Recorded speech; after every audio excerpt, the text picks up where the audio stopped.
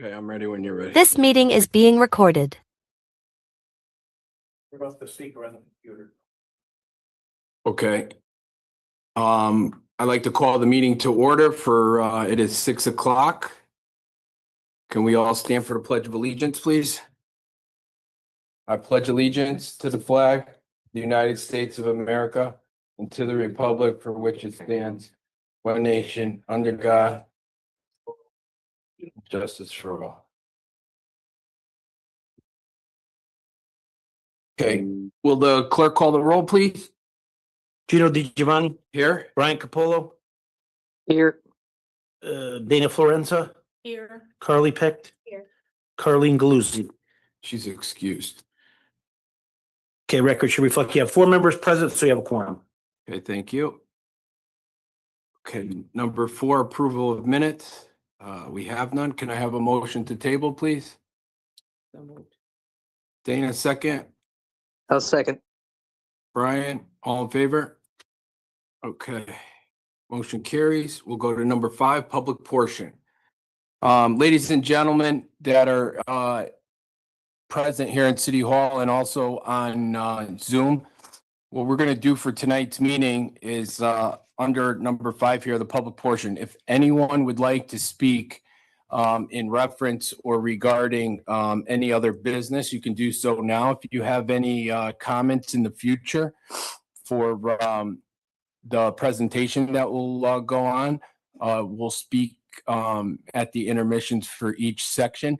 But I'm going to allow the public to ask questions. We'll refrain from one question. If there's questions, we're going to try not to ask them multiple times.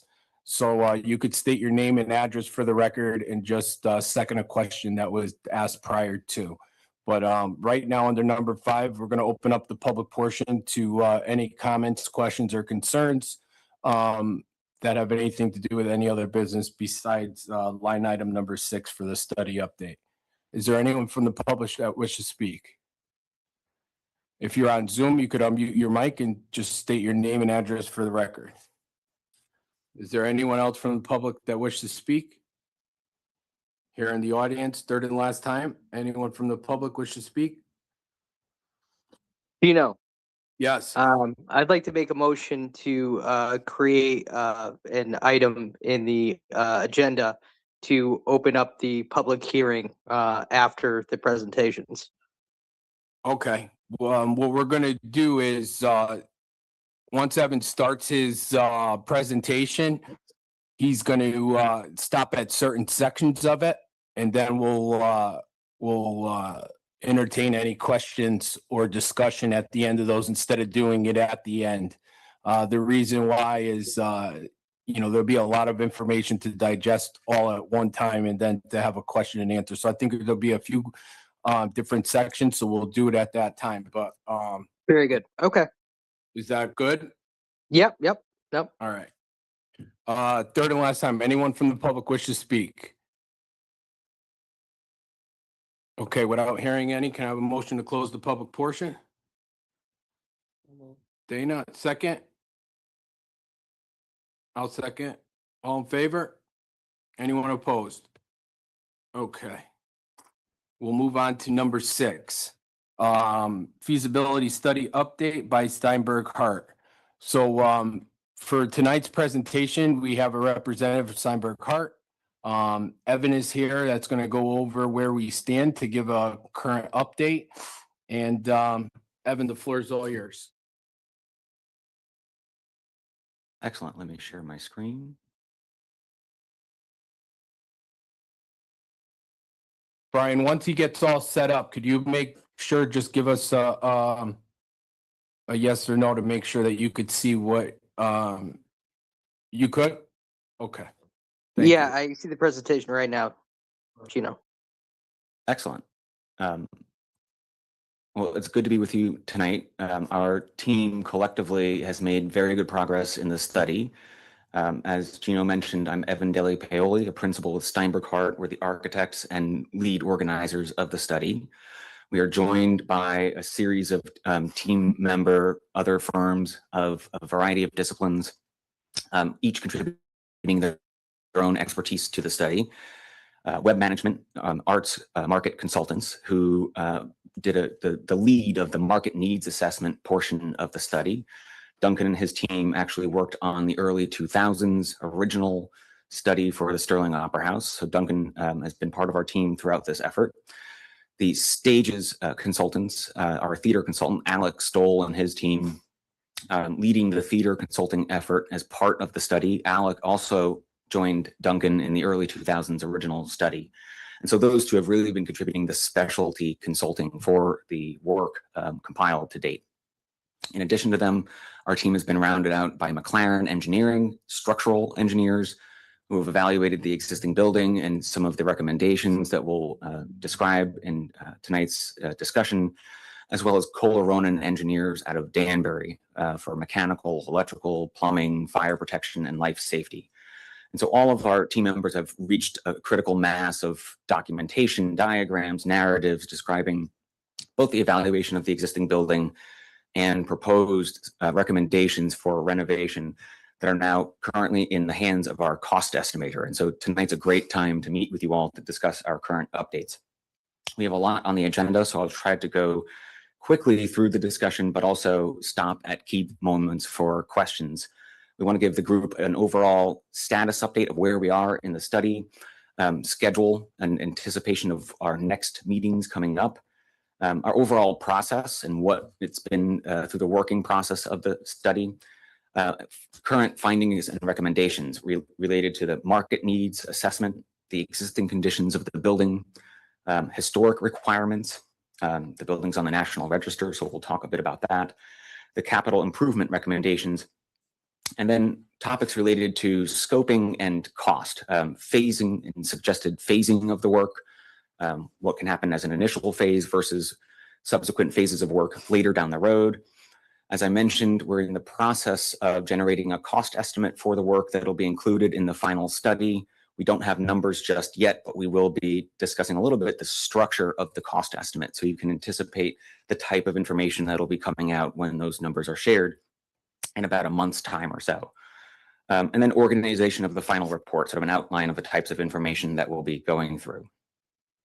Where we are in our current status, the market needs assessment, Duncan's work in assessing the local market, your local region, is complete. We could talk about some of the big outcomes of that work tonight. The existing conditions, all of our consultants, as I mentioned, have been to the building multiple times, evaluated the current state of the building from their vantage points, and their reports and information have been compiled in draft form and shared again with our cost estimators.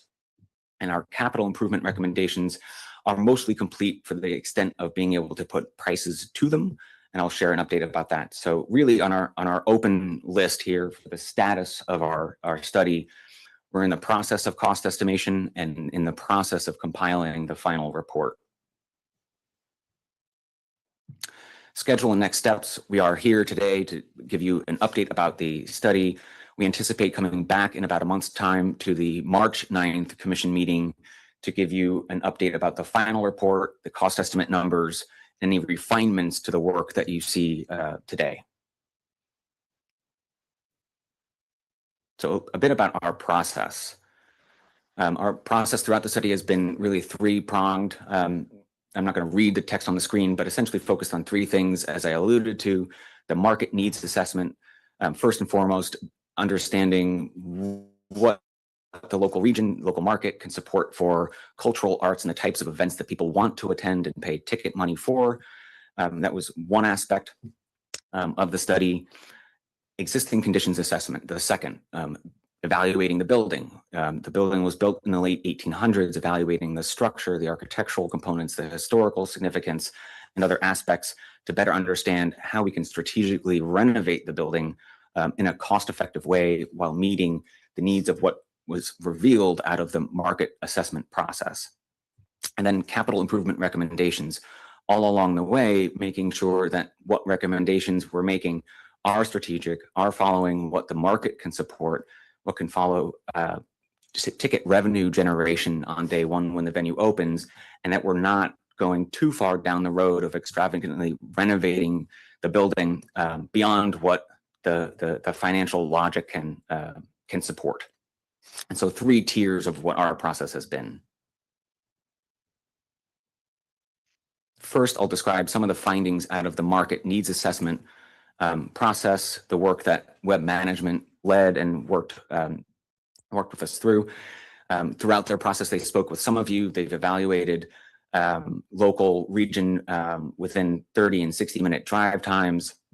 They evaluated competition venues, about 38 or so of varying types, but 4 major components that they focused on in the market needs assessment. Number 1, evaluating forces and trends. In the 20 plus years from the original study, the cultural arts, performing arts, globally, the world of performing arts has changed drastically. And so one of the key findings that they wanted to make sure is iterated in their report is the broader definition of what cultural activities really means in today's world, and making sure that that broader overview is understood as far as the programming that might be considered for the Sterling.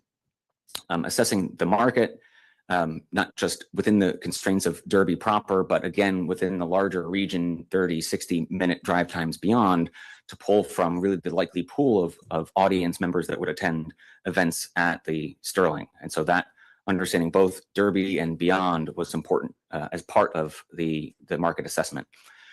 As I alluded to, evaluating the competition within that sort of radius of drive times, there were about 38 venues that Webb assessed of varying types, from performing arts facilities, cinemas, meeting and event spaces, ranging in seat capacities, many of which were in the 1,200 to 1,500 seat range of various types. An important gap to note that was found in the market study were sort of mid-size venues between upwards of 300 and maybe less than that 1,500 to 1,200 that they saw in some of the competition venues, which I'll come back to later in the slideshow when we talk a little bit about seat count and what some of the expectations could be for the chamber of the Sterling that we're beginning to find. And then considering user demand, the types of potential uses for the facility, they really went through the gamut of possibilities to assess what the most likely contenders would be.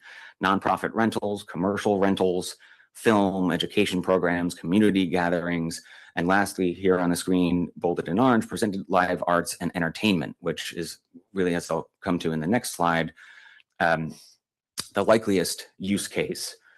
And so out of the outcome of their market needs assessment, what I want to leave the group here with are 3 big next steps. One is the recommended use for the building. Out of all of the possibilities, what the market needs assessment made a suggestion about was that it be used for commercial entertainment, meaning live music, comedy, popular music, those types of events as the key and foremost use. Ticketed events that would be geared around those types of programming. But in addition to those uses, that there might be secondary uses that support the building, that it's important that once the building is opened, that it remain as actively used as possible. And so there's a host of secondary programming that would be used to support the building and keep the lights on, keep people in the building, in and around those primary uses. And those secondary uses might range from meetings and events, paying market rate rent, so being able to get in some rental income and opportunity, curated film programming, community and nonprofit and school-based groups, community gatherings, civic events. And so those maybe 4 groupings of different types of secondary uses, again, would help keep the building open, keep the lights on, keep it full of use in and around the primary use of popular music, comedy, those types of events. Moving forward beyond the study, there are 2 key next steps that the market assessment leaves us with that we recommend you all taking. One is completing a business plan. And so while the study will evaluate the capital costs for construction in a total cost way, which I'll come to later in the presentation, the operational costs, the business plan of what it would take to operate the venue is yet another study that would need to be taken in the future as a next step. And key and sort of linked with that is number 3 on the screen, finding an operator. Who is going to actually operate the venue? We recommend that this is a third party. The business plan, number 2, could happen in tandem with that operating entity on board. Out of the web report, there are 5 recommended next steps to find and list an operator entity. One would be to build a list of likely organizations and contacts. So some of the venues in the region that might seem like likely contenders for responding to the opportunity to operate the Opera House. Developing an RFP catered to that list of contacts that would be specific to the types of operations that they run, that they're familiar with, that would allow then the city to evaluate which of those potential operating partners might be best suited for the venue. Eventually, in number 3 here on the screen, once a particular entity is narrowed down to, establishing an MOU, a memorandum of understanding between that entity and the city as far as operations, legal logistics, other topics, and the overall relationship that would be held between the city as an entity and the operating party. Once that MOU is in place, it would then set up the correct moment to begin one, complete fundraising, and then begin the initial phase of renovation work. And then later down the road, eventually that MOU is something that could transition into a lease agreement between the city and the operating entity running the venue. And so 5 pretty concrete steps that their report outlines. Web management is also an entity that can be utilized to advise about next steps as well, further beyond these immediate findings of their report. But let me stop there for a moment before going further. This sort of represented the first tier of the study related to the market assessment, and just see if there are any immediate questions about these findings.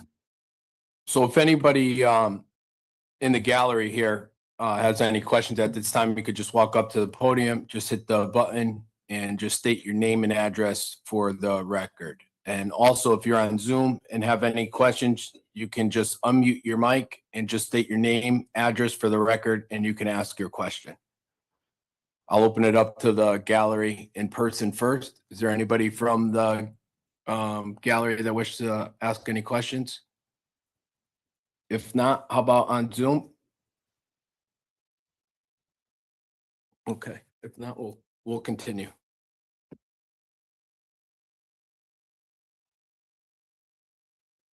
Excellent. Next part of our process was evaluating existing conditions. One component of that was really understanding the available space in the existing building. There's a lot of new programming that will have to go into the building. We need to understand the available space in the building that would be available for use for reprogramming and reusing existing spaces.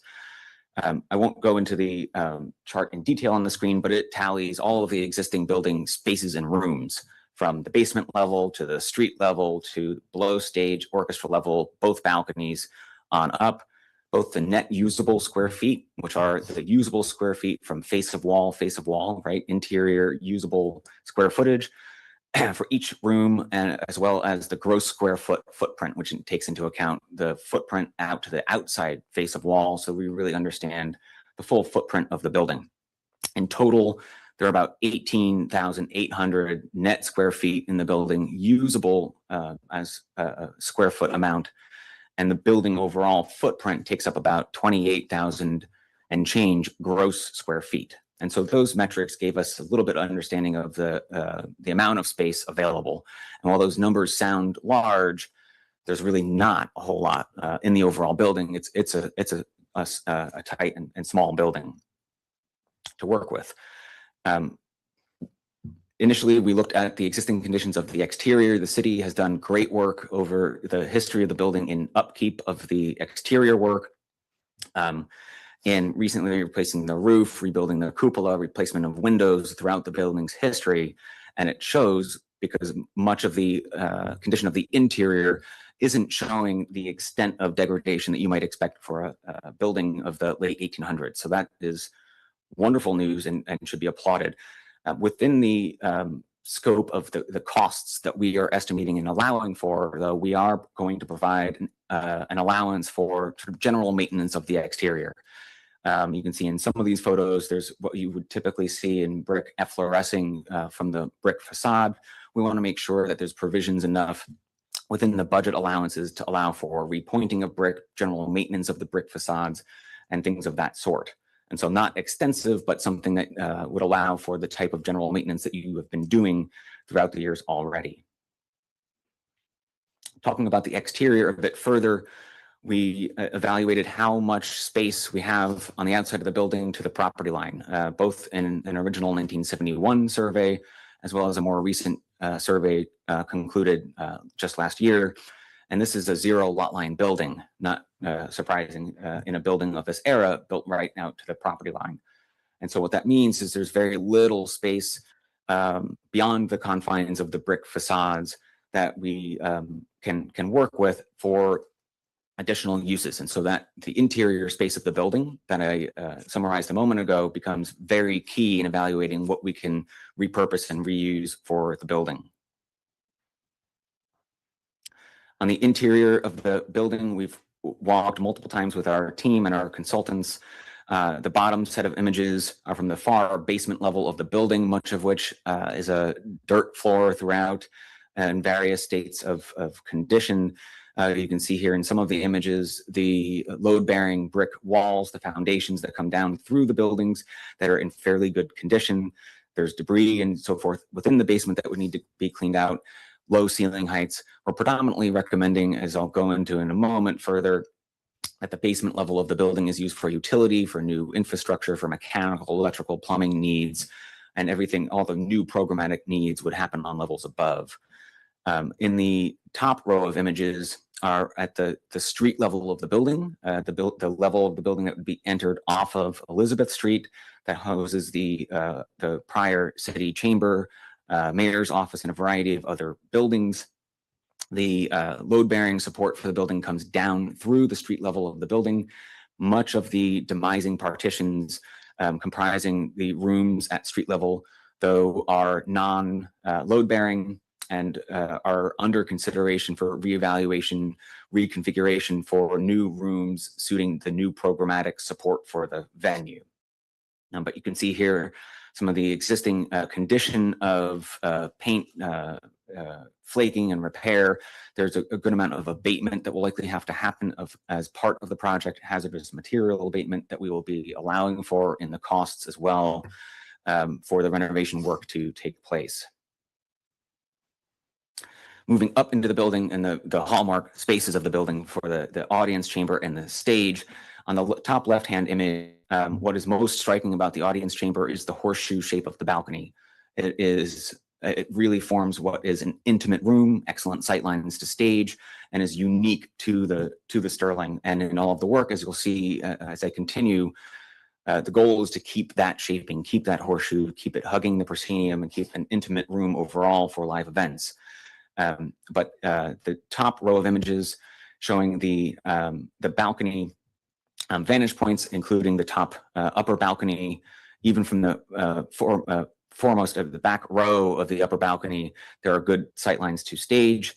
The back row of images, the bottom row, from the stage itself. And this is an area that we'll talk about further, but one interesting attribute of the 1800s era stage is it's all framed out of wood, something you would not do typically today. And so this gave us, during the study, topics to think about, how the stage could be reused, restructured in different ways to support, again, that market need for commercial and live entertainment, popular music, comedy acts, those types of uses.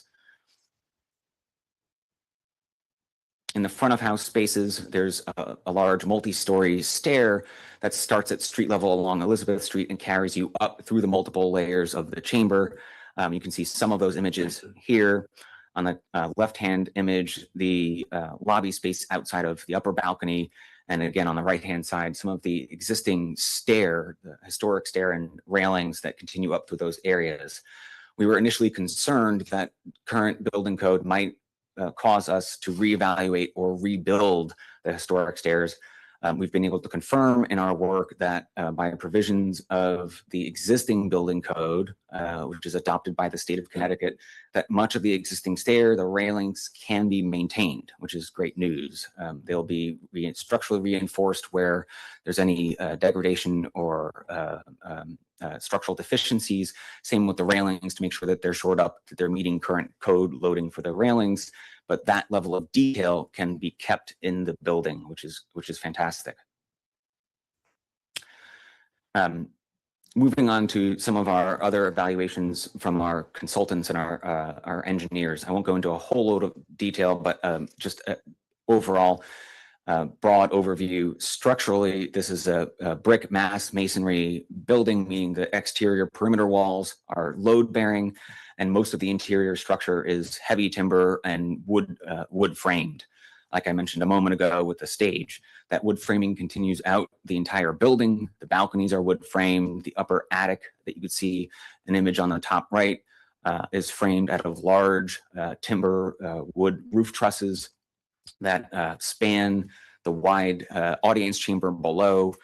And so part of our evaluation was to understand the condition of that wood. Because the envelope has been kept up so well, there's very little signs of wood rot, wood decay, those types of things on the interior of the building. Most of it can stay. There are areas where we would suggest reinforcing the existing wood structure, where we need to meet the capacity and new live loads for the audience, for the orchestra floor, for the balcony floors, for the stage in those areas. But our building code evaluation, which we'll be submitting in more detail in the final report, tells us that we can keep the wood structure by doing one significant thing that I'll come back to in more detail, which is implementing a full fire sprinkler system in the building where there has not been one. And so a combination of things, but in addition, that supplemented by the fire sprinkler will allow us to keep much of the wood structure, which is the least likely obstructionist way of dealing with the existing structure, keeping the wood, not having to replace it as much with new steel and other types of materials that would be disruptive to the existing building. Our mechanical, electrical, plumbing teams have also evaluated existing systems. There's not a whole lot there. So their work in some ways was pretty straightforward to say this really needs to be all new systems. Mechanically speaking, we are proposing, and which I'll describe more, that the building is forced air treated and conditioned where it has not been previously. There's no new humidity levels being brought into the building, but essentially all new mechanical equipment. There's been a host on the electrical side of a variety of wiring and other types of systems and panels through the building's history, knob and tube to more recent Romex MC cable. All of that has to come out. New panels, new infrastructure, new electrical service to the building, new transformer to support the level and capacity of the venue taking the stage. So not only the life safety systems, but the performance systems, the lighting, all of those things. Plumbing and fire protection also new. As I'll go through in the floor plans in a moment, we're suggesting areas of new restrooms, both audience focused as well as back of house. There'll need to be new plumbing for those components, as well as sprinkler and fire protection, where there is none currently. So that'll all be all new as well. On the acoustics side, we have a great condition. Again, that load bearing condition of the brick perimeter offers a great acoustic condition for the building as far as separating outside noise from coming to the interior. There are aspects where we have seen interior finishes deteriorate or completely detach from the perimeter brick walls, such as down here in the top right below the balcony, where some of those surfaces would need to be re-implemented to make sure there's a uniform acoustic to the interior. But we're dealing with the bones of great acoustics within the existing building to work with. It should be noted, though, that the current state of the building is not reflective of what once it had been in its prior or original form and level of acoustic that it had back in its heyday. And so there's a host of acoustic recommendations that we'll also talk about in a moment to improve the building. I'll touch a bit on some of the historic criteria that we're talking about, including evaluation for in the study to make sure that you are set up correctly for tax credit eligibility if it is so chosen to go that route. We've been evaluating all of the building codes that the building will fall subject to under the 2022 Connecticut State Building Code. It adopts, among others, the International Existing Building Code. And by the International Existing Building Code, not surprising, the definition of the Sterling meets the definition of historic building, and it gives us, therefore, the ability to meet code acceptable exceptions to the existing building code under that purview of being an historic building. One of those criteria is being listed on the National Register, which we all know it is. But there's key principles there that we are evaluating, making sure that the recommendations we put forth allow that possibility. Requirements that the Secretary of the Interior requires for renovations, preservation of character. I mentioned a moment ago the idea of keeping railings, keeping the stairs, keeping much of the interior decor and ornament. Authenticity, that the materials that go back are of a similar like and kind to what would have been done in the original construction to the extent feasible, and compatible additions. This is a key component because we are, as part of our recommendations, proposing that there is a small addition to the building to address accessibility, which I'll come to in a further slide. If it is determined that federal tax funding would be pursued, there's 3 phases of work that would happen under the true building and design project that would happen in future work. Phase 1, evaluation, something maybe a little more involved than the study that we will put forth at the end of this process, that documents the significance of the project applying for permit and explains the vision for the renovation. So this study will outline much of that at the outset of any true building design project. That probably wants to be reevaluated, making sure that all of the initial assumptions done as part of this study are still accurate and reflect the way forward. Phase 2, design, providing a description for the rehabilitation and outlining the plan to restore the building. These are really the design drawings, the construction drawings that would happen later in the process of the design and building project, but those would be submitted both to the State Historic Preservation Office as well as the National Park Service as part of that process. And then the last, once the work is complete, certifying the work, making sure that the work done meets all the criteria that was submitted under review of the State Historic Preservation Office and the National Park Service. For tax credit eligibility, there are a variety of aspects I'll go into at a high level here, but as part of the report, we're evaluating each of them and summarizing the Sterling Opera House's compliance with this criteria, again, so it gives you the flexibility as you move forward to pursue tax credit potential if desired. Again, it needs to be a national, listed on the National Register, which we are.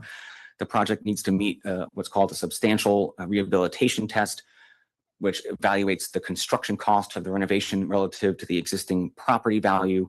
We'll be examining that further, but we do believe we meet those criteria. We need to meet the Secretary of the Interior's standards for rehabilitation, which I'll elaborate on in a moment. There's about 10 or so points that they put forth. And then after the rehabilitation, the historic building needs to be depreciable, meaning it can't be a single family home residence. It needs to be a commercial property earning income, which this clearly would fall into when you're opening the venue back up. On the screen are those 10 requirements from the Secretary of the Interior. At a high level, the property should be used for its original historic purpose, a performing arts venue. It'll continue to be used as so. The historic character of the property shall be retained and preserved. We are trying to be very sensitive in the recommendations that we put forth. We think building code also permits a lot of the ability to preserve the original historic character, which is fantastic. Each property recognizes a physical record of its time and place. Changes are not to create a false sense of history. So things that are new to the building should be legible as new additions. It should not try to create false historic details where they did not exist previously. And there's a host of other topics here. Chemical and physical treatments shouldn't sandblast the building. We would not propose to do so. And new additions. We want to make sure that any new addition to the building is sensitive to the original building, that we're not overwhelming the historic facade, the mass of the building and size, which I'll come back to describe some of the recommendations in a moment.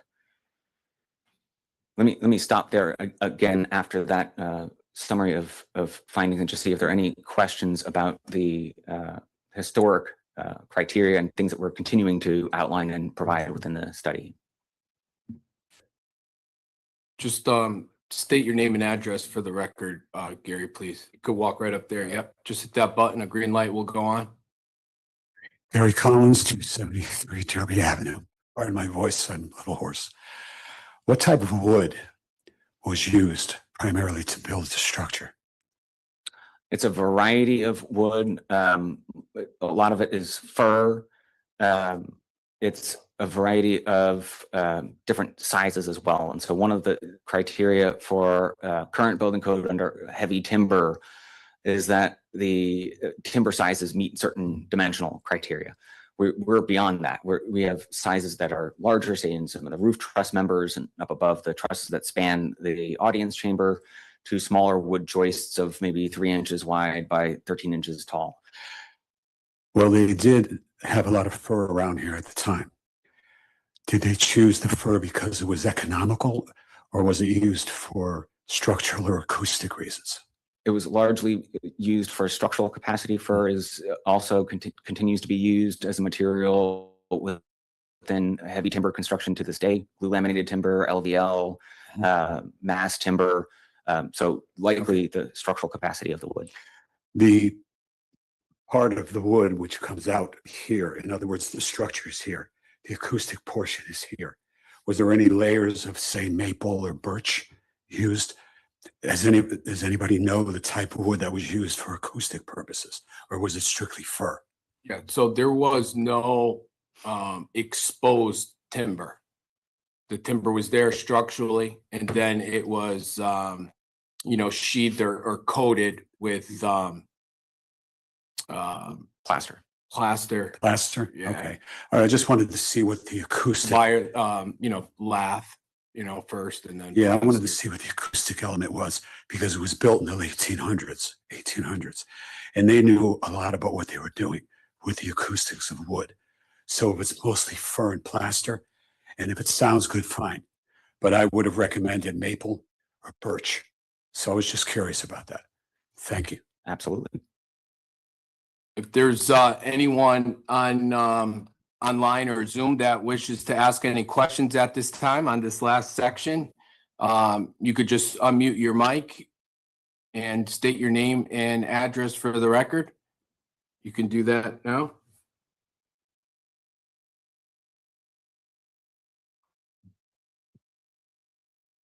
Hi, Matt Wiehlander. I live in Orange. Just a logistical question.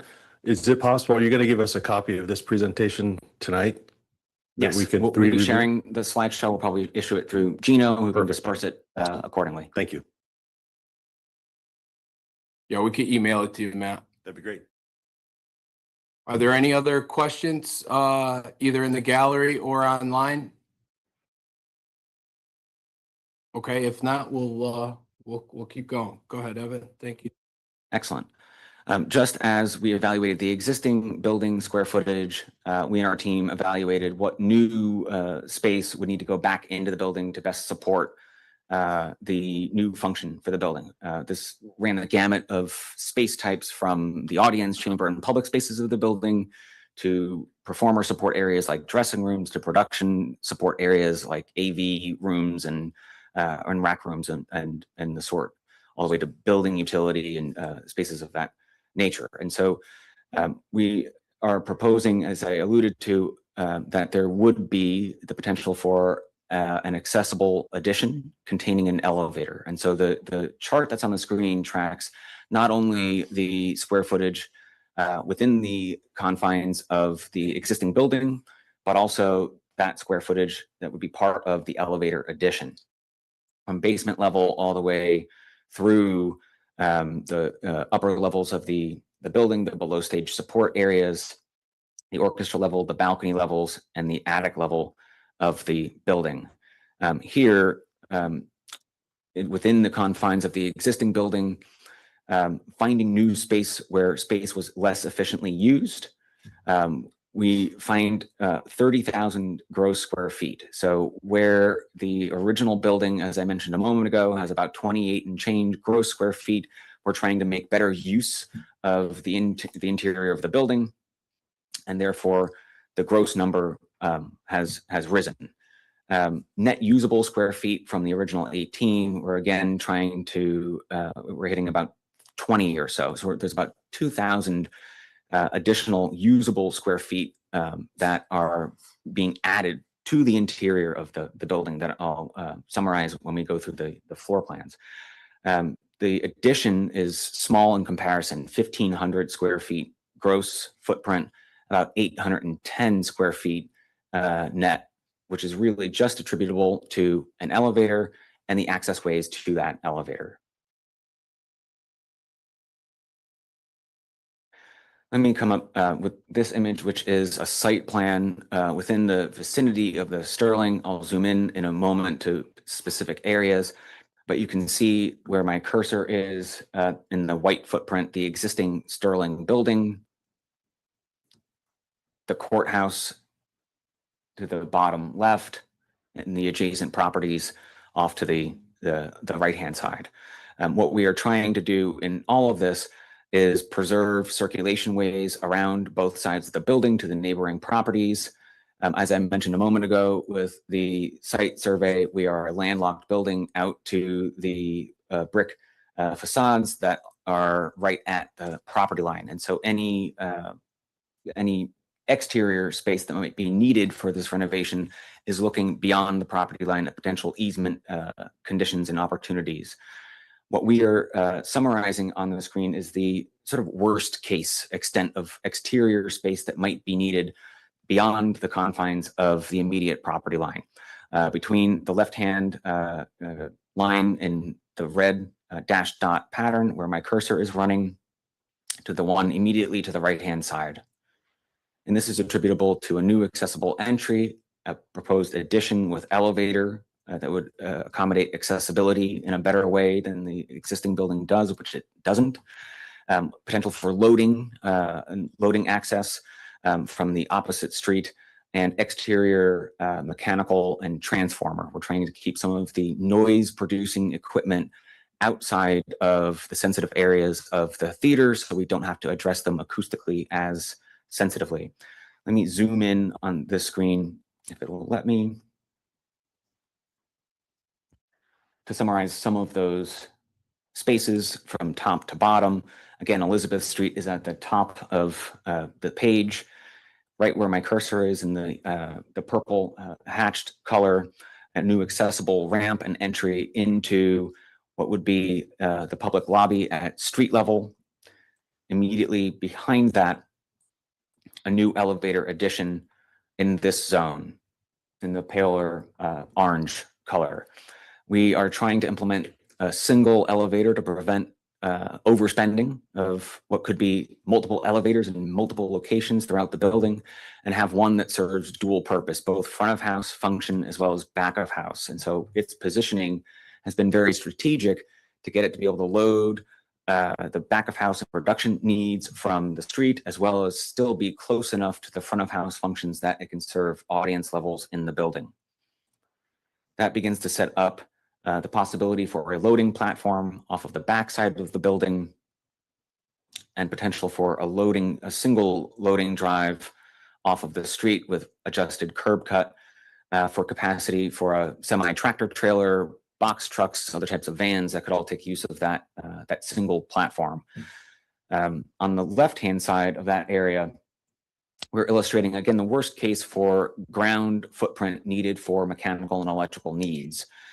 In the darker green color, the footprint of what would be needed for outside condenser units, meaning some of the smaller spaces in the building we're proposing would be conditioned via heat pumps and split units, where the condensers are on the outside of the building and we're merely running hot and cold water lines to the units on the interior.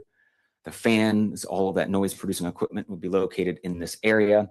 There's also a possibility that this equipment could live on the roof of the addition, which would thereby free up some of the ground space immediately in this area.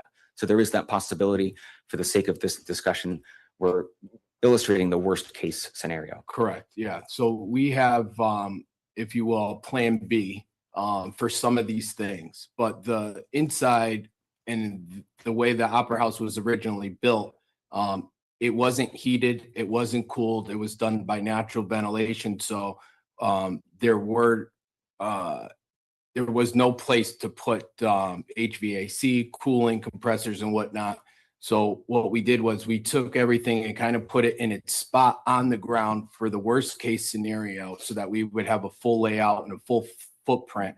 Because obviously, as Evan said before, we're kind of, landlocked on our footprint. So we wanted to have a worst case scenario, going into it. So this is where we're at. This would be the backside on Olivia Street by the post office. And in a similar fashion to mechanical equipment, there would be a new outdoor transformer, and all of those have certain clearances around the equipment that would need to be provided. So again, showing the worst case for ground footprint that might be needed to support the building. Moving through the floor plan diagrams that we've generated in draft form, I'll walk up through the building from the basement level, illustrating some of the adjustments to the building. In the basement level, again, we're repurposing this primarily as MEP mechanical infrastructure. So we may slab over some of the dirt floors to make them equipment ready, install the new equipment, and that's really all that would be handled down at this basement level, with the exception of some new foundation work for a few different elements. Off to the side of the building, which I'll zoom into here, foundations for what would be the new elevator addition.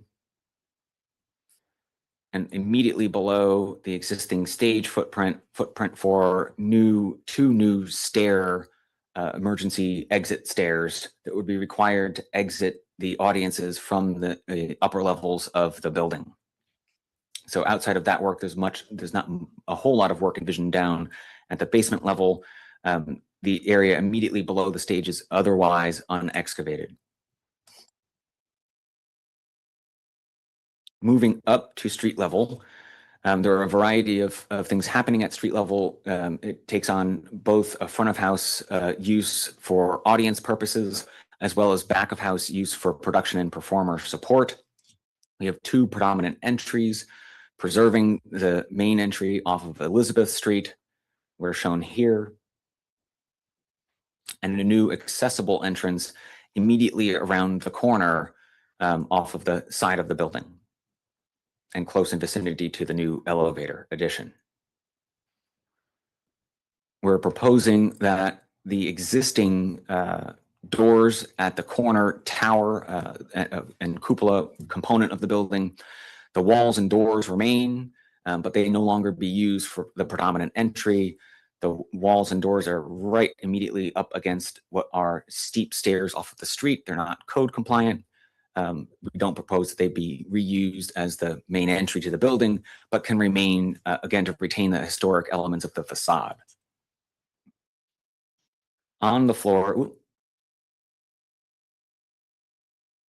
within the yellow zones, we're proposing there be a street level lobby area immediately off of the street.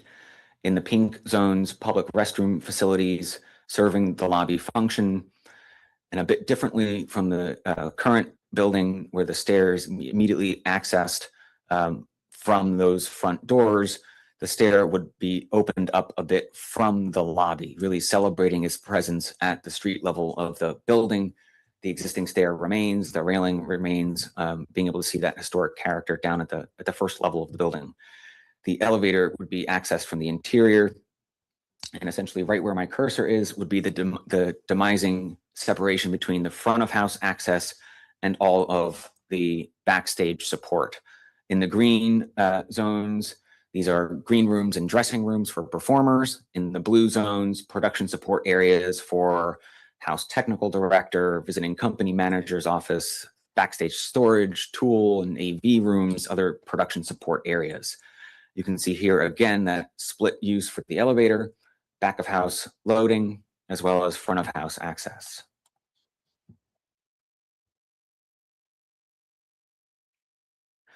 Moving up to the next level, one of the interesting attributes is that the main level of the venue itself is up in the air. It's 2 stories off of the street. This allows for, in fact, additional area immediately below the stage between street level and the stage itself.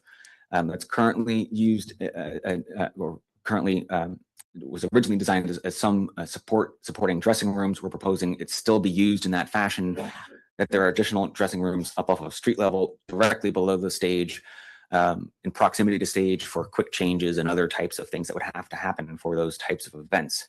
The elevator also serves that back of house zone immediately below the stage. And you can see here a little better indication of those new stairs continuing up from the level below to help exit the levels above.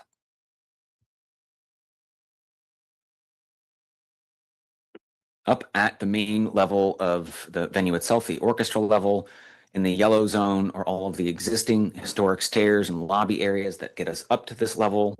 In the pink area is the main floor of the chamber itself. We're proposing a few different things. There are 2 proposals for side access ramps from the rear of the house to the stage and to the new exit stairs at the back of the stage that provides better wheelchair access between those areas for exiting. One of the key findings coming out of the market needs assessment was really to find opportunity for revenue generation wherever possible, and that food and beverage is a significant component to the entertainment functions that would come into the building. And so we're identifying a few different locations at each of the seating levels that could be used as modest concessions outposts here in the far corners of the room, at the house left and house right rear of the house, and the down house left and house right corners closer to stage that would offer those opportunities. There will be additional performance equipment, theater, dimming, lighting, rigging, and such that come into the building, and the control for those components needs to be provided for. There's opportunity for a new control booth at the rear of the house below the balcony to allow for sound and lighting control in this blue zone. For the general approach for exiting the balconies and to meet code required travel distances between the seating areas and getting folks to an exit, and knowing that we're in a wood framed building of this particular construction type, is what really led us to implement the idea of 2 exit stairs behind the stage. And so again, these side access ways on the orchestra level, and you'll see in the upper balcony levels above this, provide that type of circulation for audience members to get safely to different points of exit from the audience chamber and behind the stage. You'll see those stairs and the rear rooms that they offer. In this case, they offer the opportunity for piano storage directly behind stage. Other functions that I'll summarize up above does in fact shorten the stage depth from its current footprint, which I'll talk about in a moment. But because of the market assessment and the proposed use for the building, that's the most likely use case, we believe we have the opportunity to shorten the depth a bit, as well as come in on the sides a bit to allow that type of circulation and space need. So I'll come back to that topic in a moment, because we did, as part of this process, evaluate the stage function, the types of things that would happen on stage and its configuration. In its current configuration, the stage by code we're recommending is not considered a stage, but in fact a performance platform, which thereby relaxes some of the complexity required for the proscenium wall. That would be a life safety device that separates the stage from the audience. You saw in some of the earlier images, it's entirely wood framed. It's not fireproofed in any way, shape, or form. Under this configuration, we would not need to do that. Its construction could remain. And again, I'll come back to that topic in a moment. But to come up to some of the upper levels of the seating, this is the first balcony. A similar approach taken to the seating area. We're preserving the stairs, the lobby access, At the rear of the balcony could be opportunities for food and beverage concessions, side access way to the exiting. So we would have really dispersal of the exiting from the front of house lobby side through the side access ways to the rear stairs. Again, our accessible elevator comes up to the first balcony level. We would not propose that the elevator come any higher than the first balcony. We believe we can get wheelchair dispersion between the orchestra level and the first balcony. This also allows us to keep the height of the addition below the roof, the eaves of the existing historic roof, which is important from a building massing standpoint. We want to make sure that the addition is very modest and in no way overpowers the existing building. So, the addition for the stairway, the service elevator plus the elevator for attendees is going to be in between the two buildings. And what we didn't want to do was go up so high that if you're coming up Elizabeth Street, that you would see it sticking up above the roof line.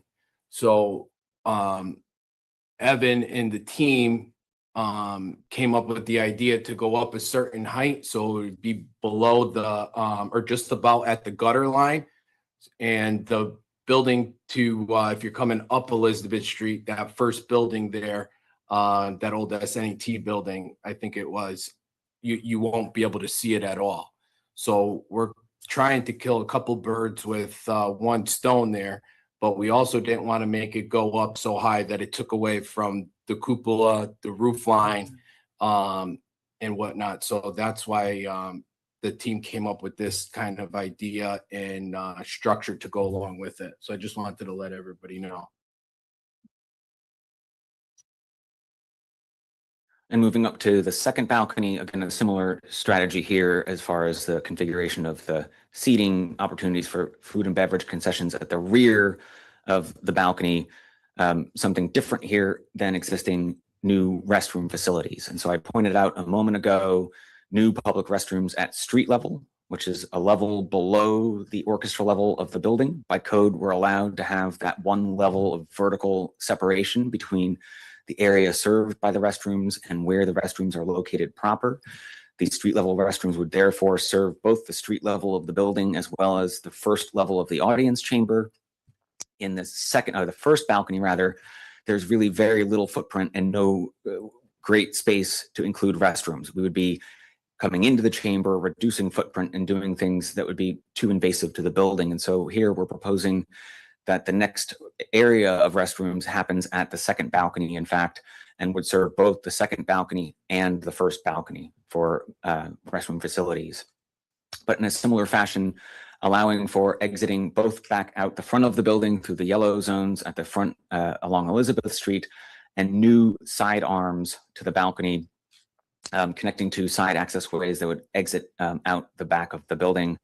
Here again, allowing additional space for production needs, lighting and AV racks and equipment that would be needed to support the goings on stage. The attic level of the building, one level up, really would be focused on air handling. So I mentioned that most of the equipment would be external and small units, heat pumps and splits that would serve smaller spaces in the street level and other areas of the building.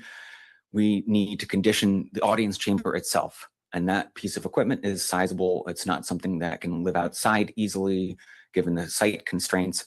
It's not something that can easily live on the interior of the building, given acoustic concerns and space needs. And so this proposition locates an air handler at the top of the stage house.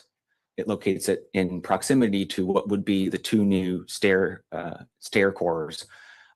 Given that that structure will be reconstructed for the stairs, it gives us good bearing location for where we could then support the new air handling equipment, and then duct and serve overhead of the audience chamber through the open attic space, thereby not disrupting the historic interior of the plaster ceiling, plaster walls, and the interior of the chamber, which with major duct runs, duct works, and shafts and of that sort.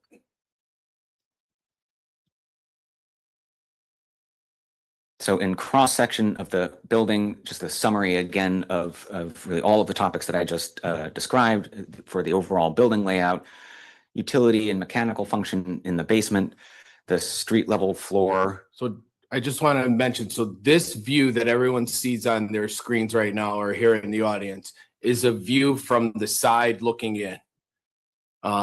And you'll see there where the pink is, that'll be the first balcony, second balcony, so forth and so on. So I just want to let everyone know what they're looking at. You would be looking in from the side view of the building. That's exactly right. So before we were looking at the horizontal layout of each floor, here we're cutting vertically through all levels of the building that I just reviewed in the floor plans.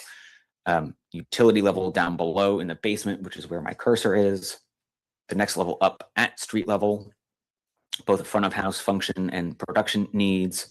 The chamber of the building, again, doesn't start until a full story above street level. And so again, emphasizing the need to have true good elevator access for the audience members. We're proposing that the major superstructure of the balcony support remains, is reinforced, and new seating tiers could be built up off of the existing reinforced structure. Again, not trying to remove wood structure where there's good bearing capacity. We would reinforce it to meet new live load requirements for the audience and build new seating tiers where we might be able to respace the tiers and seating for additional audience comfort while keeping all of the historic aesthetics to the balcony. The balcony rail is also worth mentioning. It's one of the predominant ornamental features in the room when you walk into the space that we want to keep as well. And code will allow us to keep the existing metal balcony rail, both at the first and second balconies.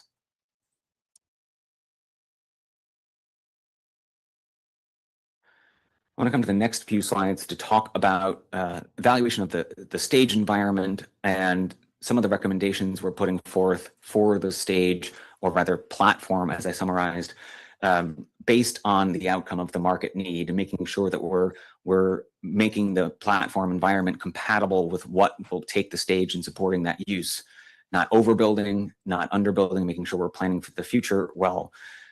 First on the screen is a few diagrams of the existing stage. You can see on the left-hand side a view towards the audience, towards the back side of the proscenium wall in the downstage direction. The proscenium wall itself is all wood, the side galleries, the upper grid. In the center of the screen is a three-dimensional view of just the stage house itself, looking in the dashed line of the proscenium opening, and in blue, the upper galleries and wood grid level itself. And so just to give everyone a reference point, the overall stage has a playing area behind the proscenium of about 28 feet wide, which is the proscenium opening width, by 30 feet deep. Wings of, again, that same 30-foot depth and 17 feet on both sides of the proscenium opening. The height to the grid is about 38 feet from the stage deck. And so some evaluation of the existing stage footprint to give us parameters. While web management was undertaking the market need, we were also evaluating what it would take to reconfigure this stage, both within a more extensive steel gridiron and rigging system, as well as more modest needs for the platform and other configurations.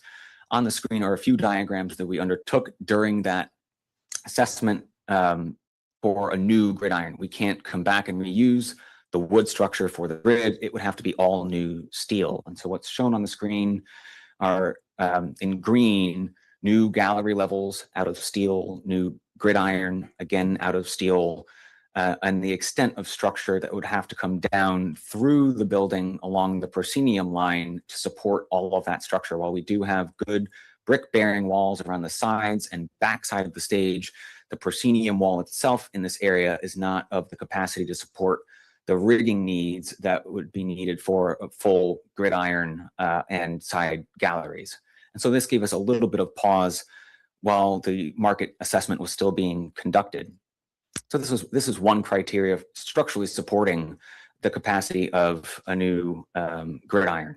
The other component to this is what code requires and the extent of code requirements that go along with the stage environment being a true stage of over 1,000 square feet, which the current stage is, of over 50 feet tall, which we're right at 50 feet. And it requires, in fact, a full 2-hour rated proscenium wall shown here on the screen in blue from the foundations to the roof. Again, as a means of protecting the stage. If there's the stage is deemed a higher hazard level than the audience, to prevent fire and smoke events from spreading into the audience, it needs that rated wall assembly. In addition to the wall, we would have a fire curtain that again protects the proscenium opening from a similar perspective, and we would need smoke exhaust of the stage house itself because of the height and the likelihood of smoke buildup. So these were all things that we were trying to evaluate. Were the recommendations going to head to this extreme, or was there something in the middle ground that we might be able to right size for the specific market so that we're not suggesting expenditure beyond what you would likely get return on investment for the capital improvements to the building. And so I'll pull up our next slide, which is a compilation of things, and I'll blow up maybe the left-hand side first, which is again looking at the floor plan in horizontal arrangement, the existing, the proposed stage or platform playing area. In red, the two side wings. Excuse me 1 second, Evan. So for anybody that's following along either at home or here in the gallery, this would be a top view of you looking down, you know, from a drone or from the, you know, top down, like a Google image of the stage area itself. So I just want to, you know, let people know what they're looking at.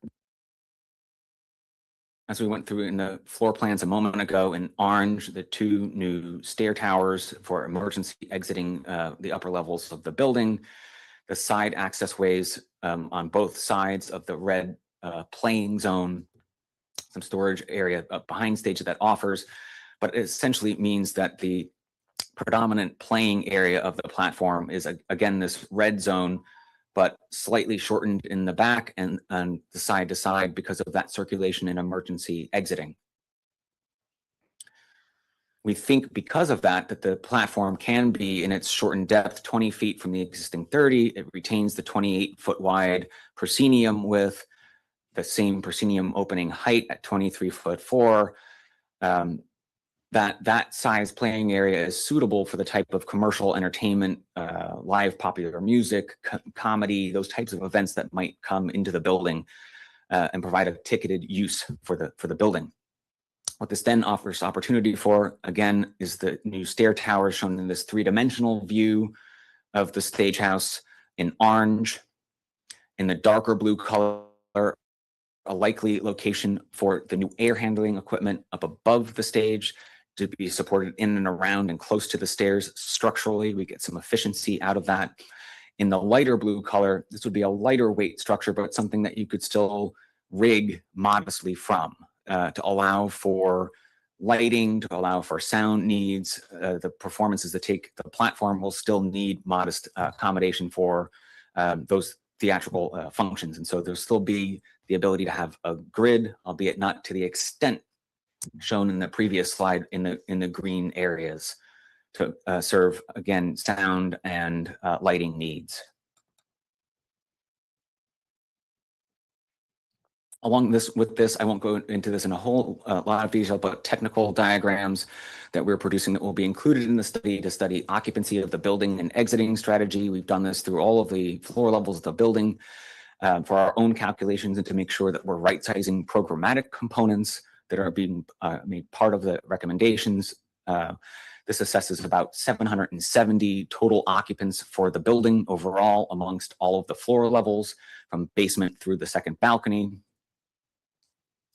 Along with it, extent of what would be removed from the building to allow these types of adjustments to happen. I'll go through this quickly, just zooming in at basement level. We're really not removing anything. We're keeping all of the load-bearing structure, bearing walls, and so forth, and working infrastructure around those areas. As we go up to street level, this again is a bird's eye view looking down towards street level, the level right off of Elizabeth Street. This is where in the dashed lines, we would be removing some of the interior partitions that are non-load bearing to allow for new room layouts that are suitable sized for production areas, dressing rooms, and support areas, as well as new lobby function down at street level. This also imagines opening up 2 areas of load-bearing wall to allow for some greater opening of the lobby function in the street level zone. In the area immediately below stage, there are some modest existing partitions that will be reconfigured for dressing rooms. At the orchestra level itself, within the chamber, not much of any demolition work really would be additive to what's there.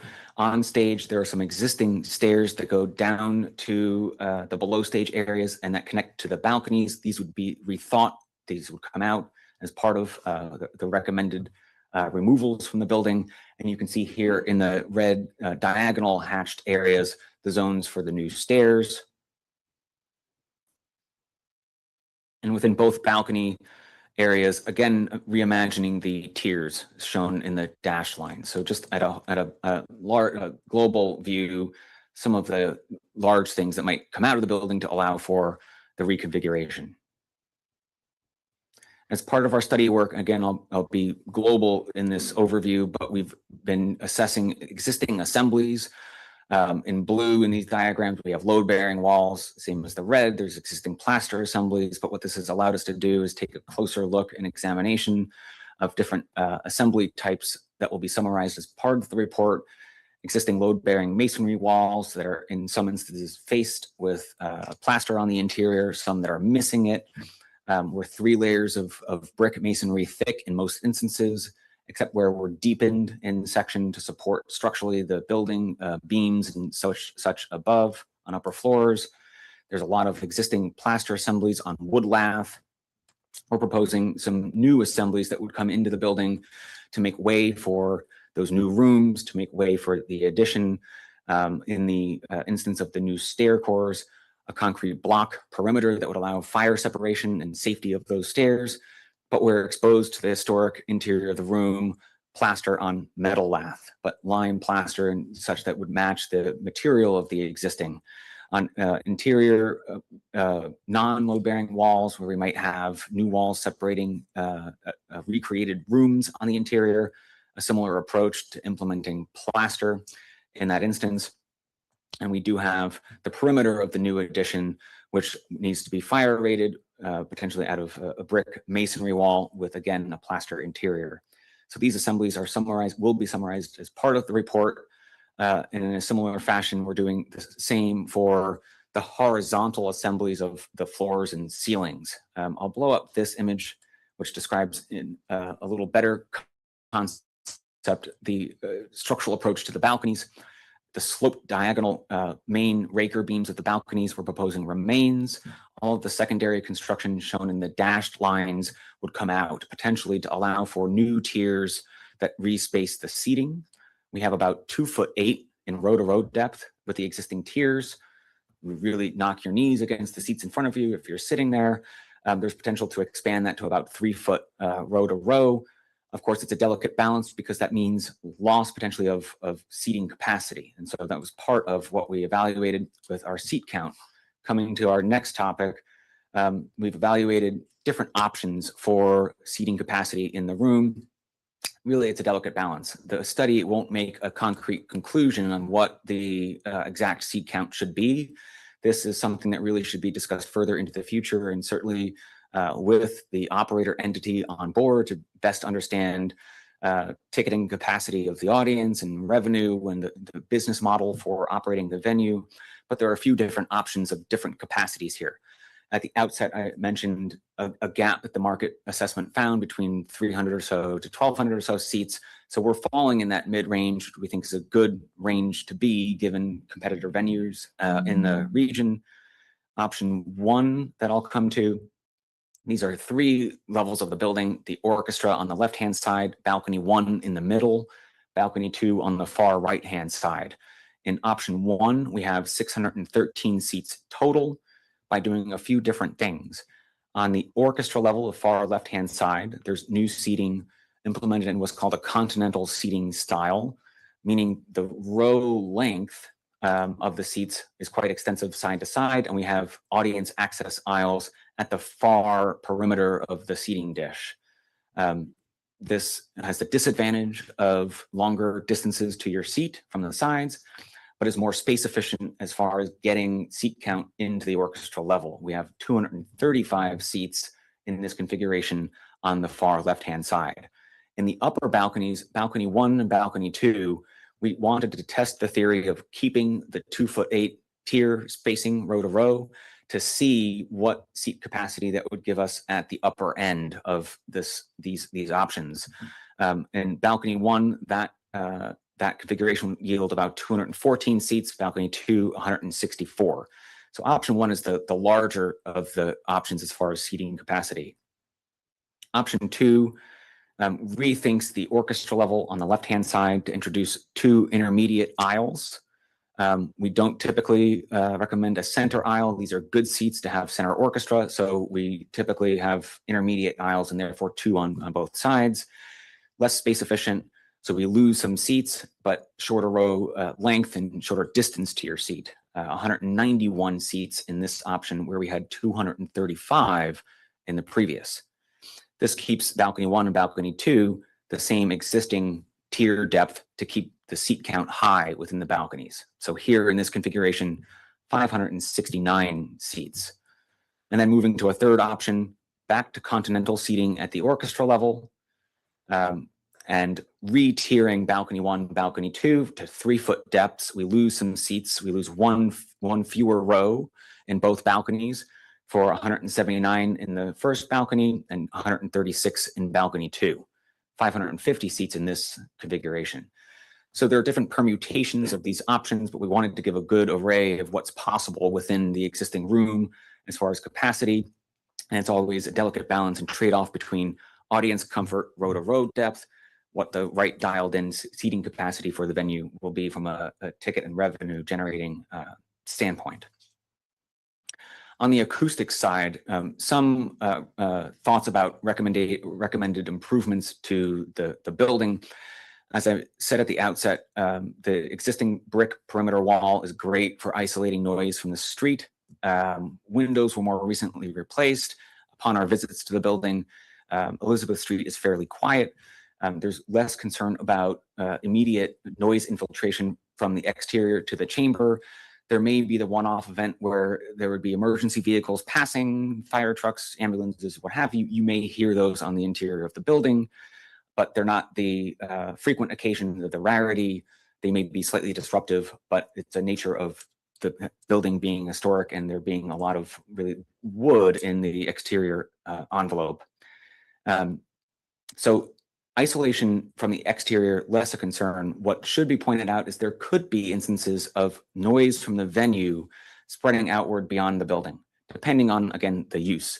In amplified events such as rock performances and other popular music where there's sound amplification and a good amount of bass frequencies, that sound could emanate beyond the building and would need to be discussed further with neighbors and so forth as far as disrupting the immediate area. So a topic that should be continued to be evaluated as moving forward. There are different types of noise evaluation, HVAC noise, fan noise. We're trying to keep most of the equipment, as I mentioned, outside of the building for this purpose and just address the single air handler that would function to heat and cool the chamber itself above the stage. This would have to be treated for vibration separation from the stage so we don't get vibration and noise coming down through the structure onto stage or in the chamber. And then the room acoustics itself. There's 2 different approaches to how sound absorption and sound deadening or the reverberance can be treated. Natural acoustic of the room, the built-in fixed acoustic of the room, or variable acoustics, which uses a variety of different systems, different options for doing so, but components that can come in or come out of the room to literally vary and change how live and reverberant or how dead and absorbent the room would be. This needs, again, is a topic that would need to be evaluated with the operator, the type of use coming in for the building, and how frequent there would be heavily amplified type of performance. In a fixed room acoustic approach, there might be two different ways of doing so. One that is geared for modest amplification, and so spoken word, comedy acts, and that type of thing, if those are the predominant events. If there might be planned more music, popular music, rock events, something that is a more dead, fixed natural acoustic as the built-in state of the room. That's the more cost-effective approach, is to build in how the room sounds. There could be ways for building in a variable approach with different systems and motorized equipment. I won't go into the structure in details, but we talked a little bit about the stage house structure. We've evaluated the structure below the orchestra, which is really the groundwork for what supports the balcony areas above. You can see the diagram on the right-hand side that shows in red two predominant angled beams that support columns above, and therefore the balconies above. These are in good condition predominantly, but again, will need to be evaluated further and likely reinforced to support the new live loads for the levels above. As I mentioned a moment ago, all new mechanical equipment in the building. This goes into more detail about the types of equipment, the types of capacities, largely smaller equipment for most of the building, the single large air handler for the stage above. There would be all new electrical equipment, including the new transformer outdoor to bring new service to the building for the capacity envisioned for the performance systems and the base illumination and life safety systems to the building, as well as plumbing to serve the entire building, new restroom areas. I should say these are just representative images. They're not reflective of exactly what would be going into the building. New fire sprinkler, as I mentioned earlier. This involves new standpipes, vertical pipes that would be installed within the building, within the new stairs, within the corners of the platform, to allow horizontal dispersion of sprinkler heads and piping throughout various areas of the building, to be very delicately installed within attic areas and so forth, to be the least disruptive to the historic fabric of the building. So that was a lot, but let me, in totality, review of the significant amount of scope that's being considered for the building. If done in one phase, there could be a significant upfront capital cost involved in doing so. And so our team is evaluating the ability to phase some of the work. One of the most important things coming out of the market assessment was, how do we spend the least money possible to reopen doors and get the building full of people again? And so as we've begun looking at different areas of the building, different scope, and different potential phases, we've broken this up into a few different areas. We're still evaluating the appropriateness and whether each of these would be distinct phases or at least identified as separate scopes of work. In orange, obviously the audience areas of the chamber and the performance platform area of the stage would need to happen in the first phase of work to bring people back in, to bring people on an activity onto stage. There likely would need to be some modest accommodation for backstage support, dressing room, performer support area. Shown in blue, immediately below the stage, is that area of dressing rooms that would be proposed. That could happen in tandem with the initial phase. It could potentially break out and happen in a subsequent phase. The street level of the building gives us a unique opportunity. It's almost its own contained area of the building that could be thought about as a future phase itself. We're proposing at least looking at it and assessing that as a potential separate phase. And then the exterior work, the loading to the building, doing the minimal amount of work day one to get the equipment in, if we have exterior equipment, to get access and egress from the building, but then leave the loading drive, leave the dock, leave some of those components potentially to a future phase. As we move up through the building, on the street level, as I mentioned a moment ago, in orange, are all of the front of house functions related to audience and emergency egress that could happen in the first phase. The back of house areas, production support, other build out could potentially be shelled out on day one and allow for future build out to happen in the future. Blowing this area, there would need to be in phase one connective artery between that front of house area and exiting through the stairs at the backside of the building. Our below stage area that I mentioned could be yet a separate future phase, while preserving, again, phase one in orange, the elevator addition for accessible access to audience areas, and again, the stairs that would have to come in to provide exiting of the upper levels. And then upwards from there, the orchestra level, the balcony levels, again, part of that initial phase. So in this, the initial phase still likely is the largest scope of work, is the largest undertaking, but we're trying to find ways to define a right-sized phase one that might be a little more minimal in upfront capital costs day one. And a similar approach to the exterior, the electrical transformer would be something that has to happen day one to bring new electrical capacity into the full building. The equipment for condensers and that type of mechanical equipment, the mechanical equipment at large could be phased too, because it's all independent, small equipment. It could be added over time as those spaces come online in future phases. We would build out the pad day one to allow for the future equipment to be installed. And in the green color, again, thinking about whether the loading, drive, and platform happens day one as part of the initial work or a future phase. So some thoughts about phasing. We don't have numbers to share with you today. We are working through with our cost estimators, Cost Plus, another firm that focuses on performing arts expertise with cost estimating.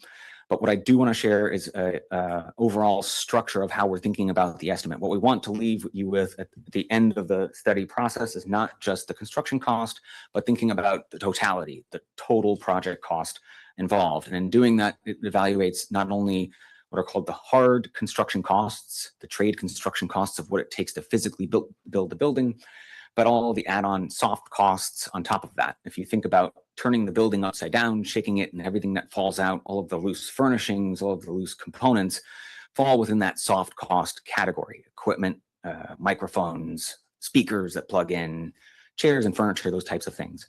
In addition to that, professional fees, design fees, abatement, permitting, allowances for miscellaneous and legal costs that allow in totality us to come to a bottom line at the bottom of this type of matrix and define the total all-in cost, capital cost of what it would take to do each segment of work.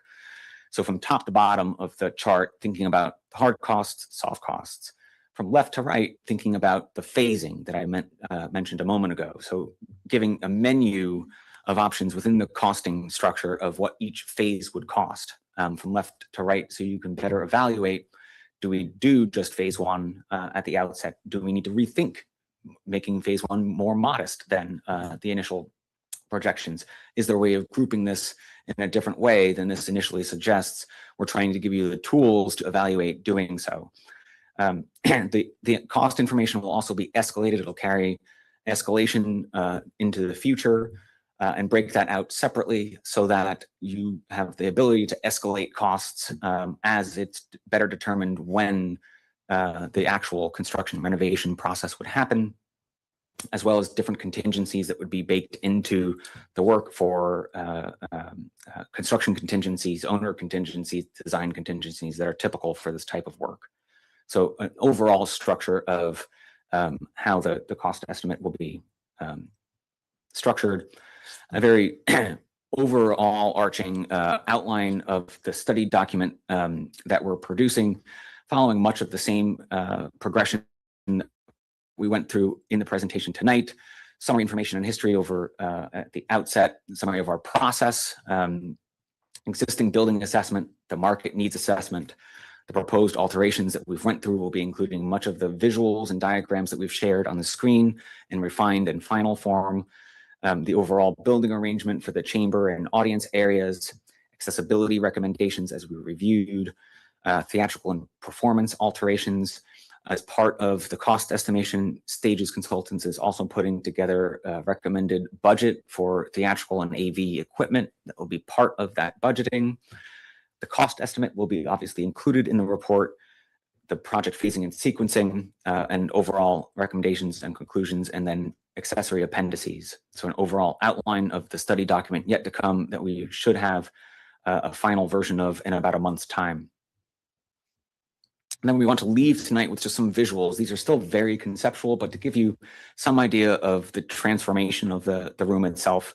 On the left-hand side, you can see in black and white an existing view from the first balcony of the chamber looking back into the room. On the right-hand side, with the potential renovations and a comedian taking the stage in this format. You can see some of the provisions for performance lighting overhead and audience seated in the orchestra balcony 1, balcony 2, and from a different perspective from, again, the first balcony looking back towards stage for a larger performance, popular music rock band taking the stage.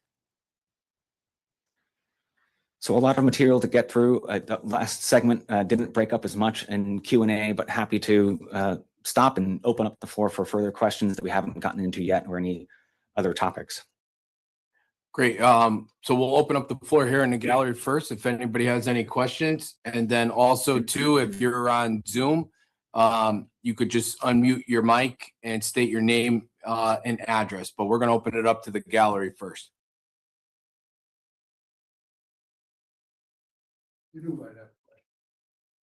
Of course. I would hope you would after that presentation. It was a great presentation. Thank you.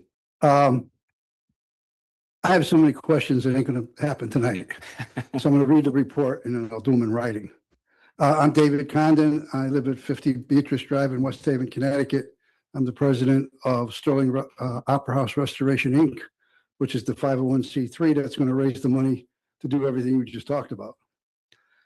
One of the questions I have is at no point in your presentation did you mention theatrical performances. Are you excluding those from consideration for this theater? They would not be excluded. What again, we are not making a recommendation for is that there's a more extensive overhead rigging system that would fly large scenic drops out overhead of the proscenium opening. So theatrical performance could still take the stage. You could still bring smaller stage sets and props onto stage.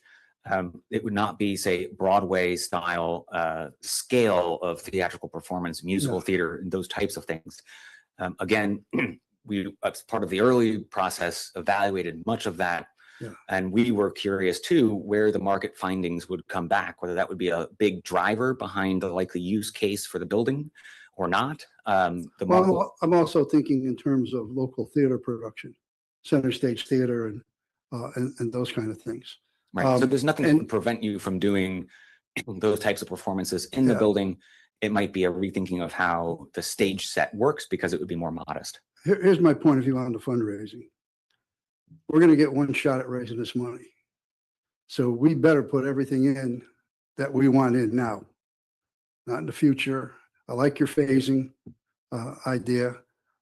One big item that was left out of the fundraising is endowment, because we're going to have to endow this thing in order to continue to operate it, because we're not going to be able to rely on operations alone to fund it.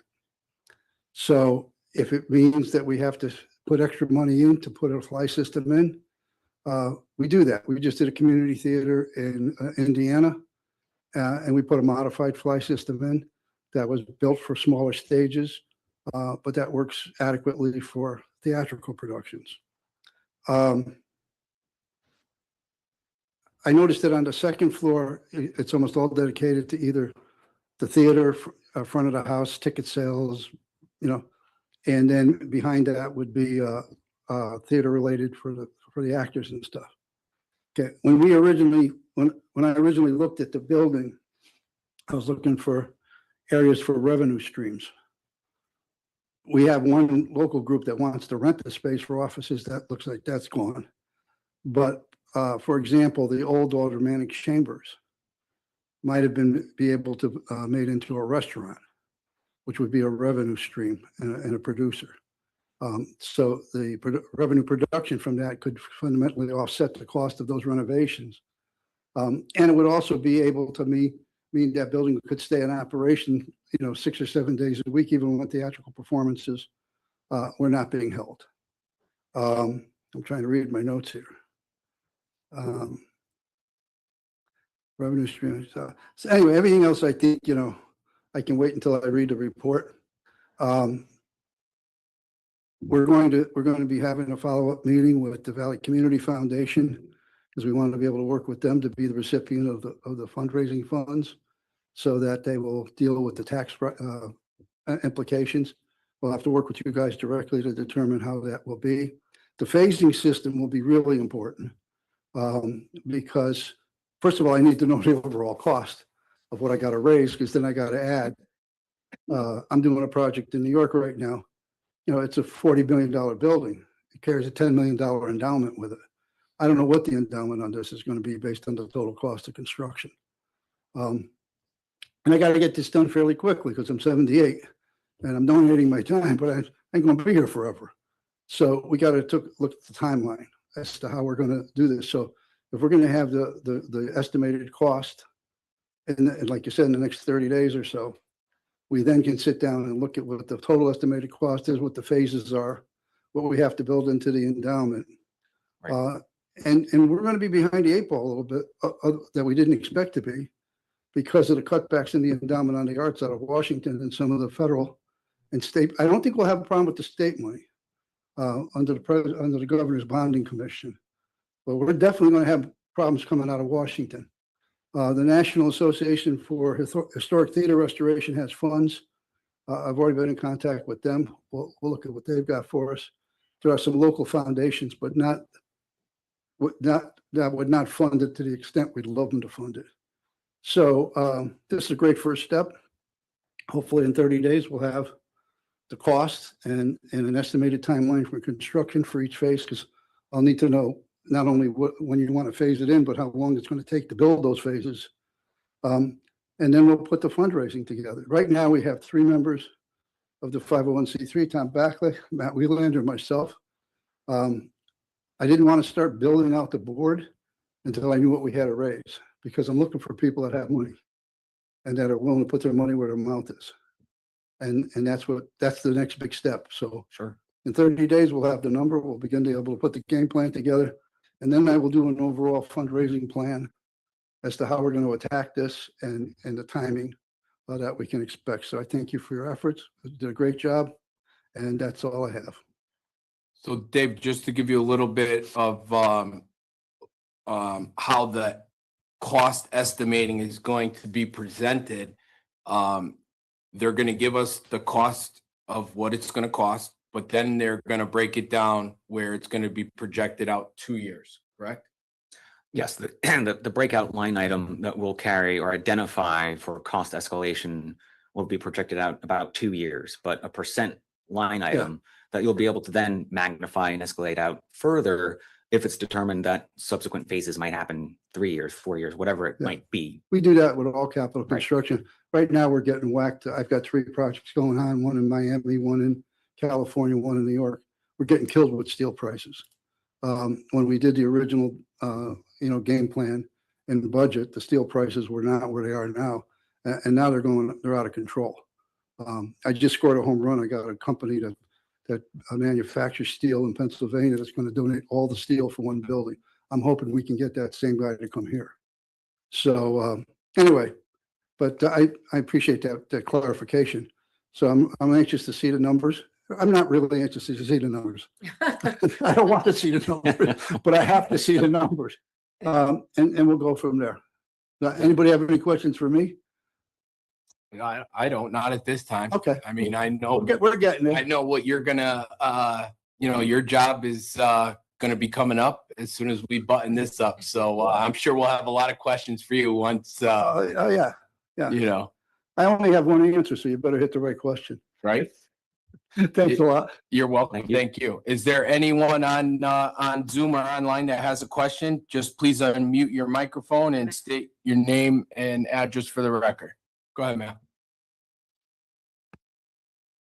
Once again, Matt Wielander, 377 Dogwood Road in Orange. First, I think it's really good work. I think you guys have found some really good answers to a lot of the problems that the Opera House is facing. I have 2 specific questions, and I think they fall within the scope of a feasibility study as far as the building and the changes that you're recommending. I didn't see any reference to the orchestra pit that exists, right? It's the shallow sort of Baroque pit that's in the volume of the auditorium. Whether or not we actually need one, I don't know. I don't know. My question is, I don't know if we need to keep that as far as the requirement to preserve the historic character of the space. And if it is there, if we can, I noticed that you did have seating in that, maybe we just fill it in.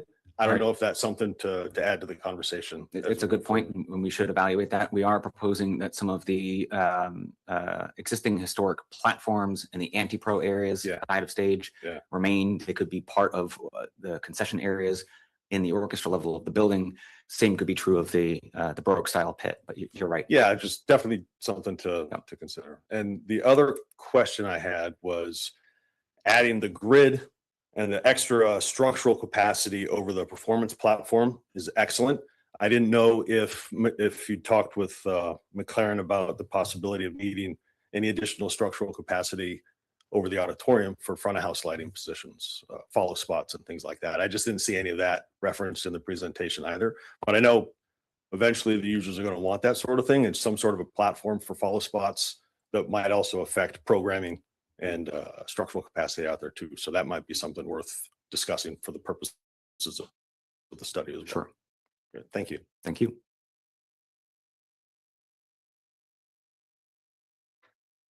Is there anyone online that are on Zoom that has any questions? Just unmute your mic and state your name and address for the record, please. Yeah, I have a question, Gino. Go ahead, Brian. Yep. So we talked a little bit about hiring a potential operator. How soon, due to your professional experience, how soon can we go ahead and start to kind of formulate a kind of a case study, or essentially starting to groom certain dynamics in order to start to formulate an idea of who those operators are going to be? Really, I think with the release of the market needs assessment, it gives you a lot of what you can begin doing, and getting that entity on board It's going to be important. sooner than later as part of the conversation will be invaluable. So once we get that report back and finalized, then we can go out for an RFP, decide, invite, go through that process. Once we narrow it down, we can interview, whomever or however that process looks like. And then I believe what the best interest of the city and the Opera House is to enter into a MOU, which is sort of like a contract, but it's not. And then once we have that, then the phases will become more clear, because whoever the partner is at that time might want to configure things different ways or set things up different ways. And then we could kind of critique it towards what their needs are going to be. And it'll make the process go a little bit differently. But I think that's the best thing in the next course of action should be, is go through the process, get the MOU signed, get our partner on board, and then we could piece out the phasing and kind of build the the extras around what their needs are going to be, and then go from there. I agree with you, Gino, and I think as something too is that would kind of quell any concerns that Dave brought up. With whether we have a in troupe theater company or something like that. That I think that's the way to go, is to be dynamic, to understand what the space can provide, and be able to fortify a operator that can be that dynamic to handle a local theater troupe, as well as create a revenue for a venue, whether it be comedians and what have you. Go ahead, Mark. Hi, Mark Anthony Izzo, 328 Olivia Street. First of all, great presentation. very thorough. Thank you. And thank you also for the commission for moving this forward. Also, I was part of the Save Our Sterling group that was before the commission way back when. And also, I was also part of a government program called CETA. And one of our jobs was to clean the mess that was in the Opera House. And our instructions were, if it wasn't nailed down, throw it out, just to give you an idea. And I have pictures to prove it. And so I'm going to go through these. These are observations and inputs that I've had over the years that maybe you'll be hearing for the first time. The interesting thing is some of the notes I was making, you happen to cover some of the stuff. So if you don't mind, I'll go quickly. And I don't have to have a dialogue unless you want to stop me to ask me questions about it. First thing, we had people come here and they diagrammed an elevator. Now the elevator that they were discussing would be on the old West 4th Street there. And it was an atrium type thing. And it went up to, if you're familiar, there was a fire escape on that side of the building. And it would go up to that floor there. Something to consider, if that's something that's worth investigating. It would have a little charm with the building itself there. Mark, that's the same, that's in the same place as where this one is going to be, going up to the same exact level. Okay. Just so that, I know it's hard to see on. So, yeah, I couldn't see the I- cursor from back Right. there either. Well, what we'll do is Yeah. we'll get you the slideshow. Yeah. And I'll get it over to Mark, and Mark can post it on our website Sure. as a part of a package. Sure. And the other thing that was in discussion way back when is actually the building next door was empty. So the thought would be to have that building as some type of a restaurant type of deal and use their elevator and have a skyway across to where that exit ramp was there. And so just throwing that out there. Now, also through the years, we were told that the building could be emptied in 4 minutes back in its day because you had the stairs on both sides. You had the fire escape. You also had stairs. You had the grand staircase, which, by the way, thank you very much for preserving that. Love that staircase. And also, there, you know about the staircase that's in the back of the stage there. So I just throwing that out there because that's what we've been told over the years.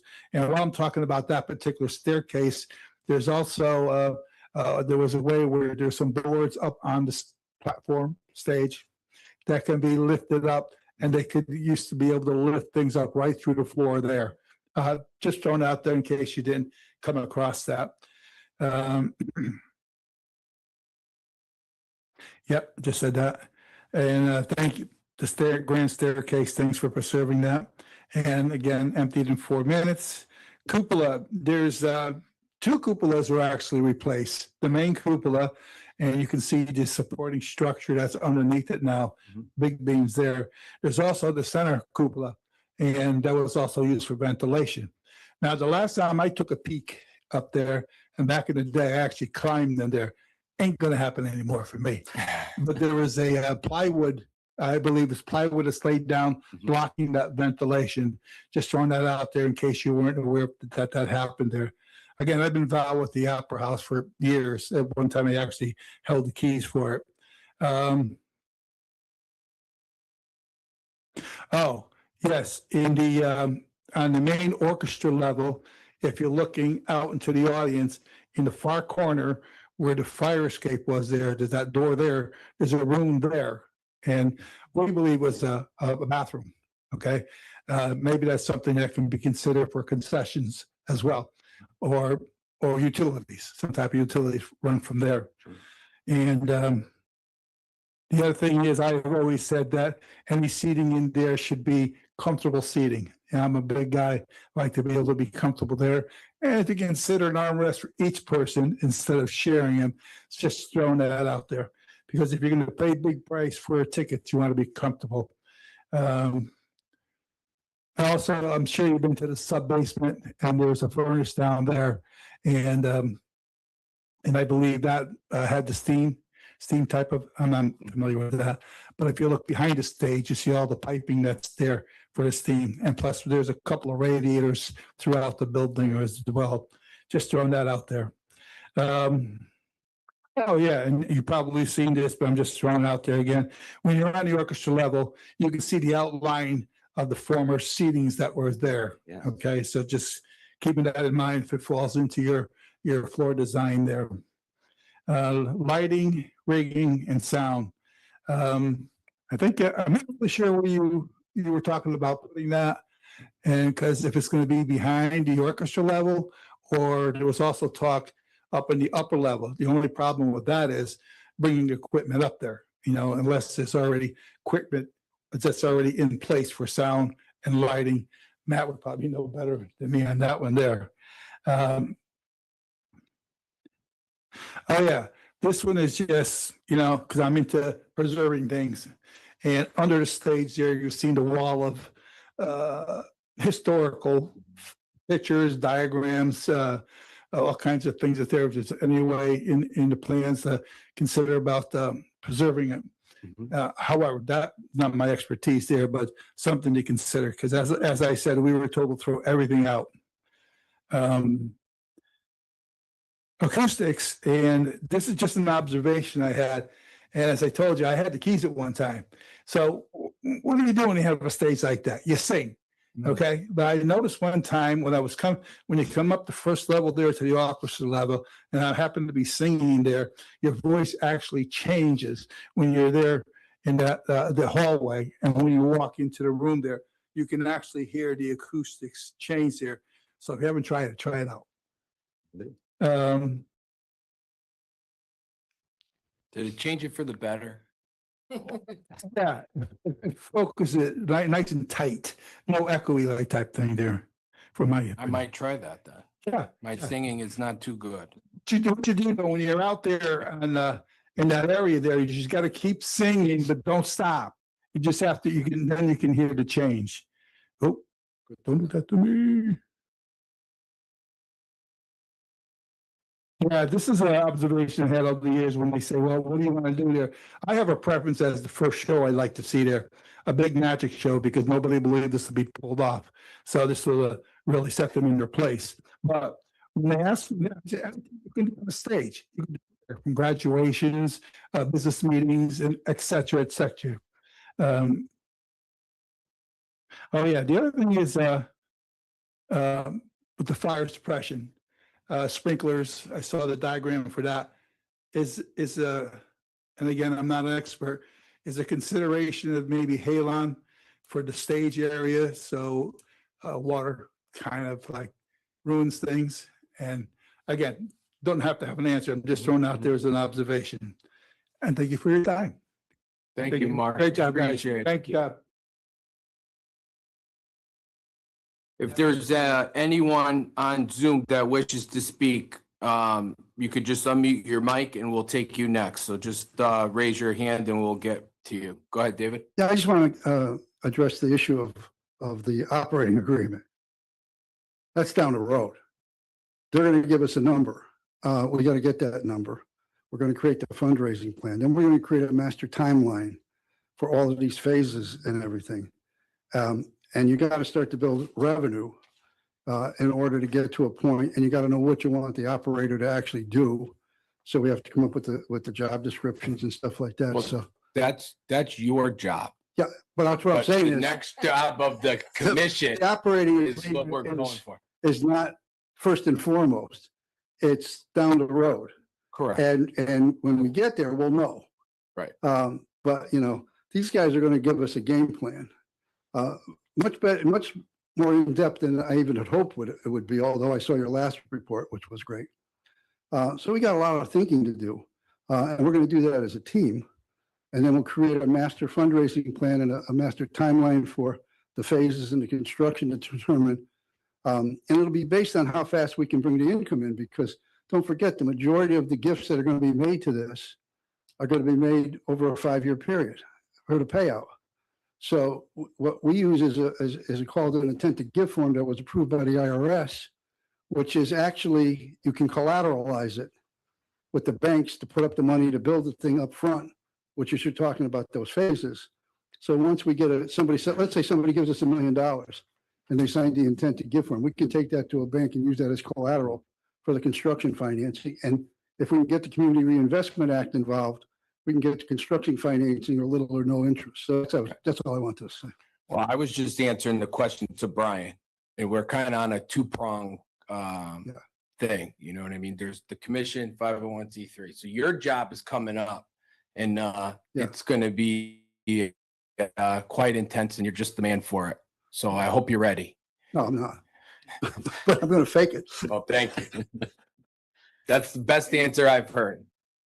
Is there anyone else from the public that wishes to comment or ask a question on Zoom? Go ahead, Mark. Get ready. All right. Yeah, thanks. All good discussions. I had some questions. Mark, are following the town clerk. So can you just talk a little bit about the fly system? Like, how were those decisions made about the fly system and so forth? Again, a lot of it came out of the original, the market needs assessment, understanding what the likely uses would be and how extensive a fly system would be needed. For the fly system to be most effective, we would really need to preserve the existing stage footprint. As we begin to shrink the platform, reduce the height, it becomes less effective. We're not able to fly equipment, scenery, backdrops, and such full out of the proscenium opening. It becomes a delicate balance. And so the process was really evaluating, do we go that whole route? We can physically. There's a lot of cost and complexity in doing so. Does the market really support all of the costs that would go into doing that? We don't want to recommend an approach that would set you up for financial challenge in the sort of payback of that upfront substantial capital cost in doing so. That type of fly system is more extensive. There would be overhead winches and battens and such that allow the backdrops to get lifted overhead. What's envisioned for more of the platform approach would be the structure overhead needed to hang a variety of different types of equipment, whether it's beam clamps that are hanging lighting trusses and speakers and theatrical lighting to light the performers on stage. There's still an ability there that would be baked into the design of the platform to allow those things to happen. It wouldn't be necessarily as extensive as, say, a Broadway style fly system. Okay, I mean, so how was that choice made, I guess? Was there input given? Because it's like a choice now, and it's going to be left out of this assessment. So I guess. No, it wasn't a choice by anybody. It was recommended from Duncan and his team with the market analysis. They recommended that we went with this type of system for the acts, the shows, and the performances that the market allows for.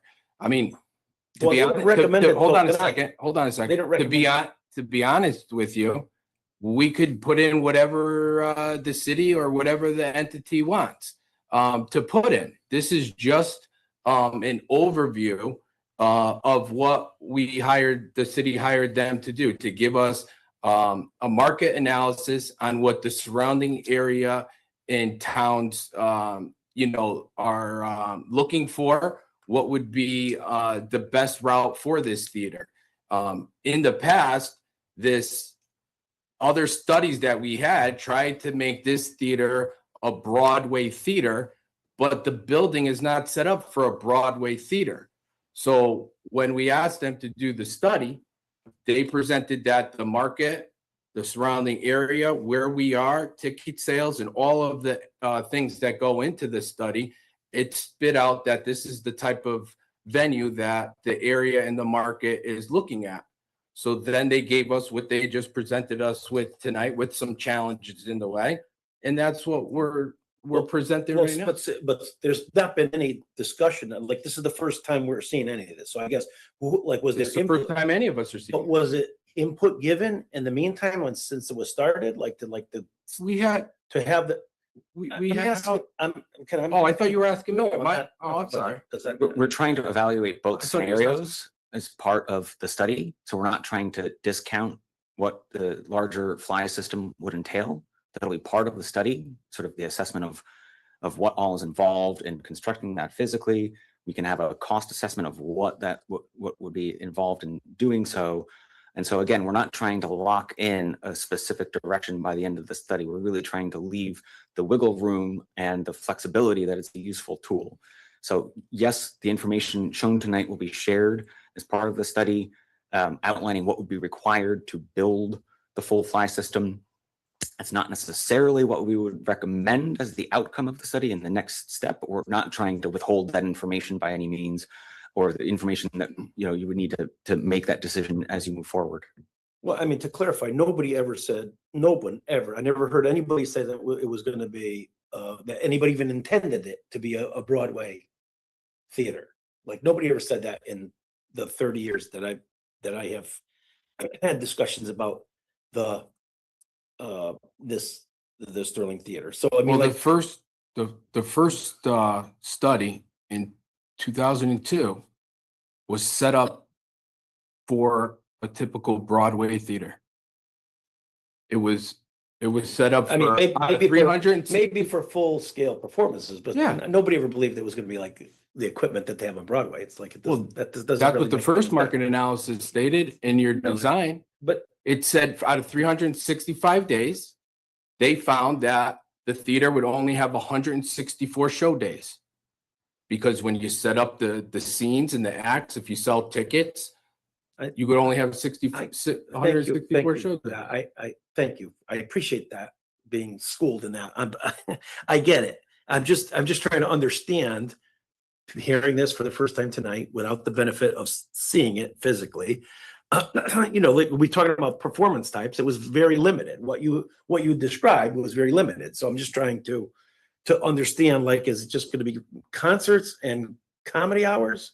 It will be whatever we want. No, I'm just trying to understand the methodology, because if it's Analysis. no, I understand, but It's a methodology. okay, They had a market analysis. Yep. They, okay. I'm just trying to understand, like, was there when you input? were given the first phase of this, I gave it to you personally, just so you know. The input Remember, you got the documents, I handed them to you, you asked for them. in So the, you did have the first phase Okay, of this. okay. and we had all the workshops and everybody sat here and we put them all together. We had the big whiteboard with It the was whole just a full team. Feasibility study, it I- doesn't mean that we're not. I know, but everybody asks questions, and I know it annoys you folks when you hear my voice. Giving which answers, I- but you keep coming up with the same question. No, That's what I'm just asking questions. I'm just What's asking. answering you? Okay, I keep, okay, so, I'm just answering, you, I'm not annoyed. I'm okay, just trying but to and I'm answer. just trying to say, like, when we're talking about things, in my opinion, in my experience, they're having some type of fly system, because there are no wings. I mean, if there was wing space, it would be a very different kind of discussion.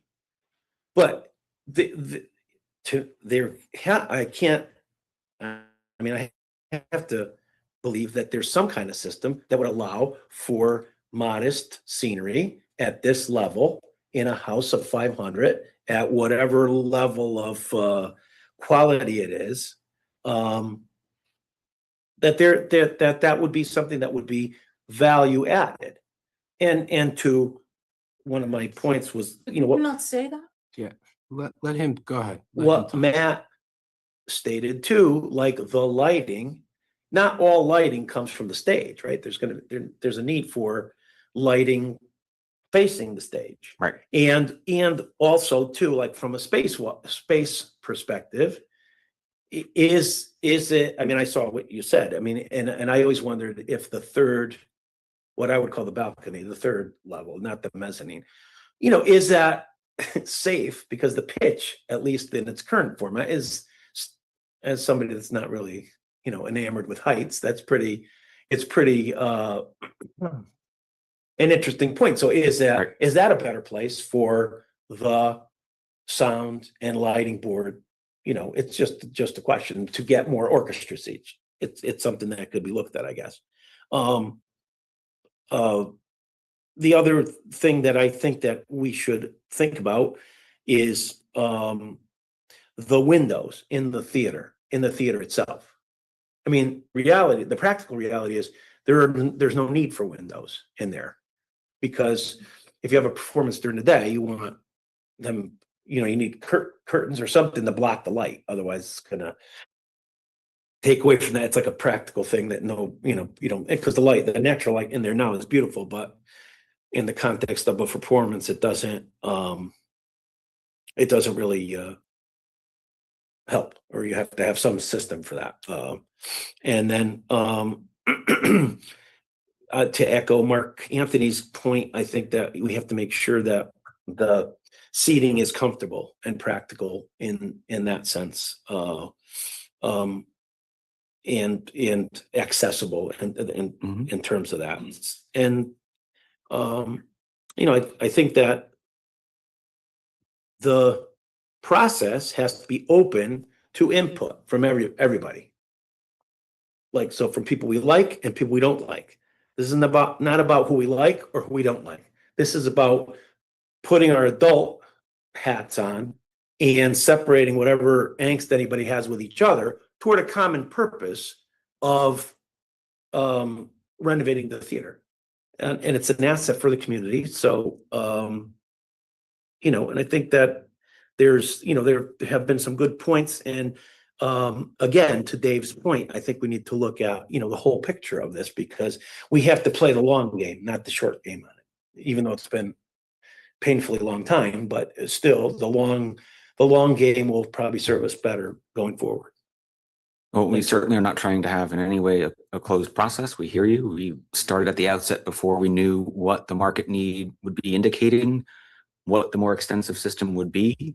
We can provide a breakout cost for what that alternate would be. And maybe what we do in the study is define an alternate for the more extensive rigging system. So again, as you move forward, you're equipped with the information. We want to make sure that, again, you have the information you need for all potential options as you move forward. Well, it was discussed. There was some discussion of this. I listened to the recording of the last meeting, so there was clearly some dialogue about it. So I'm just trying to bring everybody up, get myself up to speed, and whoever else needs to be brought up on it. Okay, we invite everybody to come to these meetings and provide input. You're the only one that comes. You're the only one that's here. I don't see anybody else that's been invited except Linda. So you're here, put your input. You know what I'm saying? Nobody's not asking you. I know, I was trying to get It it. has nothing to do with who we like and who we don't like, because there's plenty of that on the opposite side as well. Okay. Are you done, Mark? Any other questions? That's it. Okay. I have a question here from Jessica Renew, RENFREW. Refew, maybe. I apologize that I'm butchering your name. 254 Elizabeth Street. What will the process be to get contractors with the appropriate experience to do the historical restoration work? Will it be an RFP process to be reviewed and approved by the commission? My answer to that is once we get to the next step, the job or the renovation will definitely go out through an RFP. I believe, which is subject to change, that we'll probably hire a general contractor that'll kind of oversee the whole project and all the different divisions that'll be needed between HVAC and site work and so forth and so on. But it'll definitely be through an RFP process. They will be vetted, kind of like the process that we did to hire Steinberg Hart in a general sense. When you go through the competitive bidding process, the bid documents have to ask the contractor to put in their contributions in kind. So when they submit the proposals, the in-kind contributions are listed so you compare them apples and apples. Right. Because it's not uncommon to be able to save 15 to 20% of the total construction doing in kind. That's the way we did the fly system in Indiana. The company that built the fly system, I think, was $1 million plus fly system. And we put it into an old warehouse to do it, but they agreed to donate half of the cost of the fly system. So that's what I'm hoping we can replicate here. You know the name of the company, Indiana Fly System? Indianapolis. So we have the contact with them already. They've already had some experience with us. So I'm hoping that, we can do that and actually get it installed at a much lower cost level, and it doesn't have to be a Broadway level fly system. It has to be a fly system that fits our needs. Because like I said before, we're gonna raise this money once. So if we do it, if we decide eventually we want to put the fly system in, you can't go out for 10 years from the time we finish this capital. So we better make sure everything that we want is in there. Okay. The last question that I have here is from Brenner Collette, 157 Minerva Street in Derby. I'm curious to why there's no talk of having a movie screenings. Was a screen and projector an option, and was that considered? Where it's set up for that. I mean, It's set up for that via portable equipment. Again, one of the secondary uses, potential uses, could be curated film screenings and of that sort, but certainly a room that could be equipped with that. A screen could be hung from, again, the rigging system on stage. Projectors could be portable. That equipment could be allowed for within the cost budgets, but yes, that's an option. That's all I have. Is there anybody else from the gallery? If not, we'll move on to our next. Is there anybody with their hands up over there, Mark? Online? No? Okay, with that being said, I have something, Gino. yes, go ahead, Brian. Yeah, no, I just want to address Mr. Garofalo's concerns, and I just would like to mention that I appreciate his concerns, and I know that he is a lead actor in the center stage, and hopefully that is going to be the troupe that is going to be our home company. I just want to kind of just stress and hopefully alleviate any concern, and saying that this is the part that when we find an operator, that is someone who's going to be able to come to the fold and to be able to look at these things. And I appreciate Mr. Condon's approach to things, and I believe that he's absolutely right.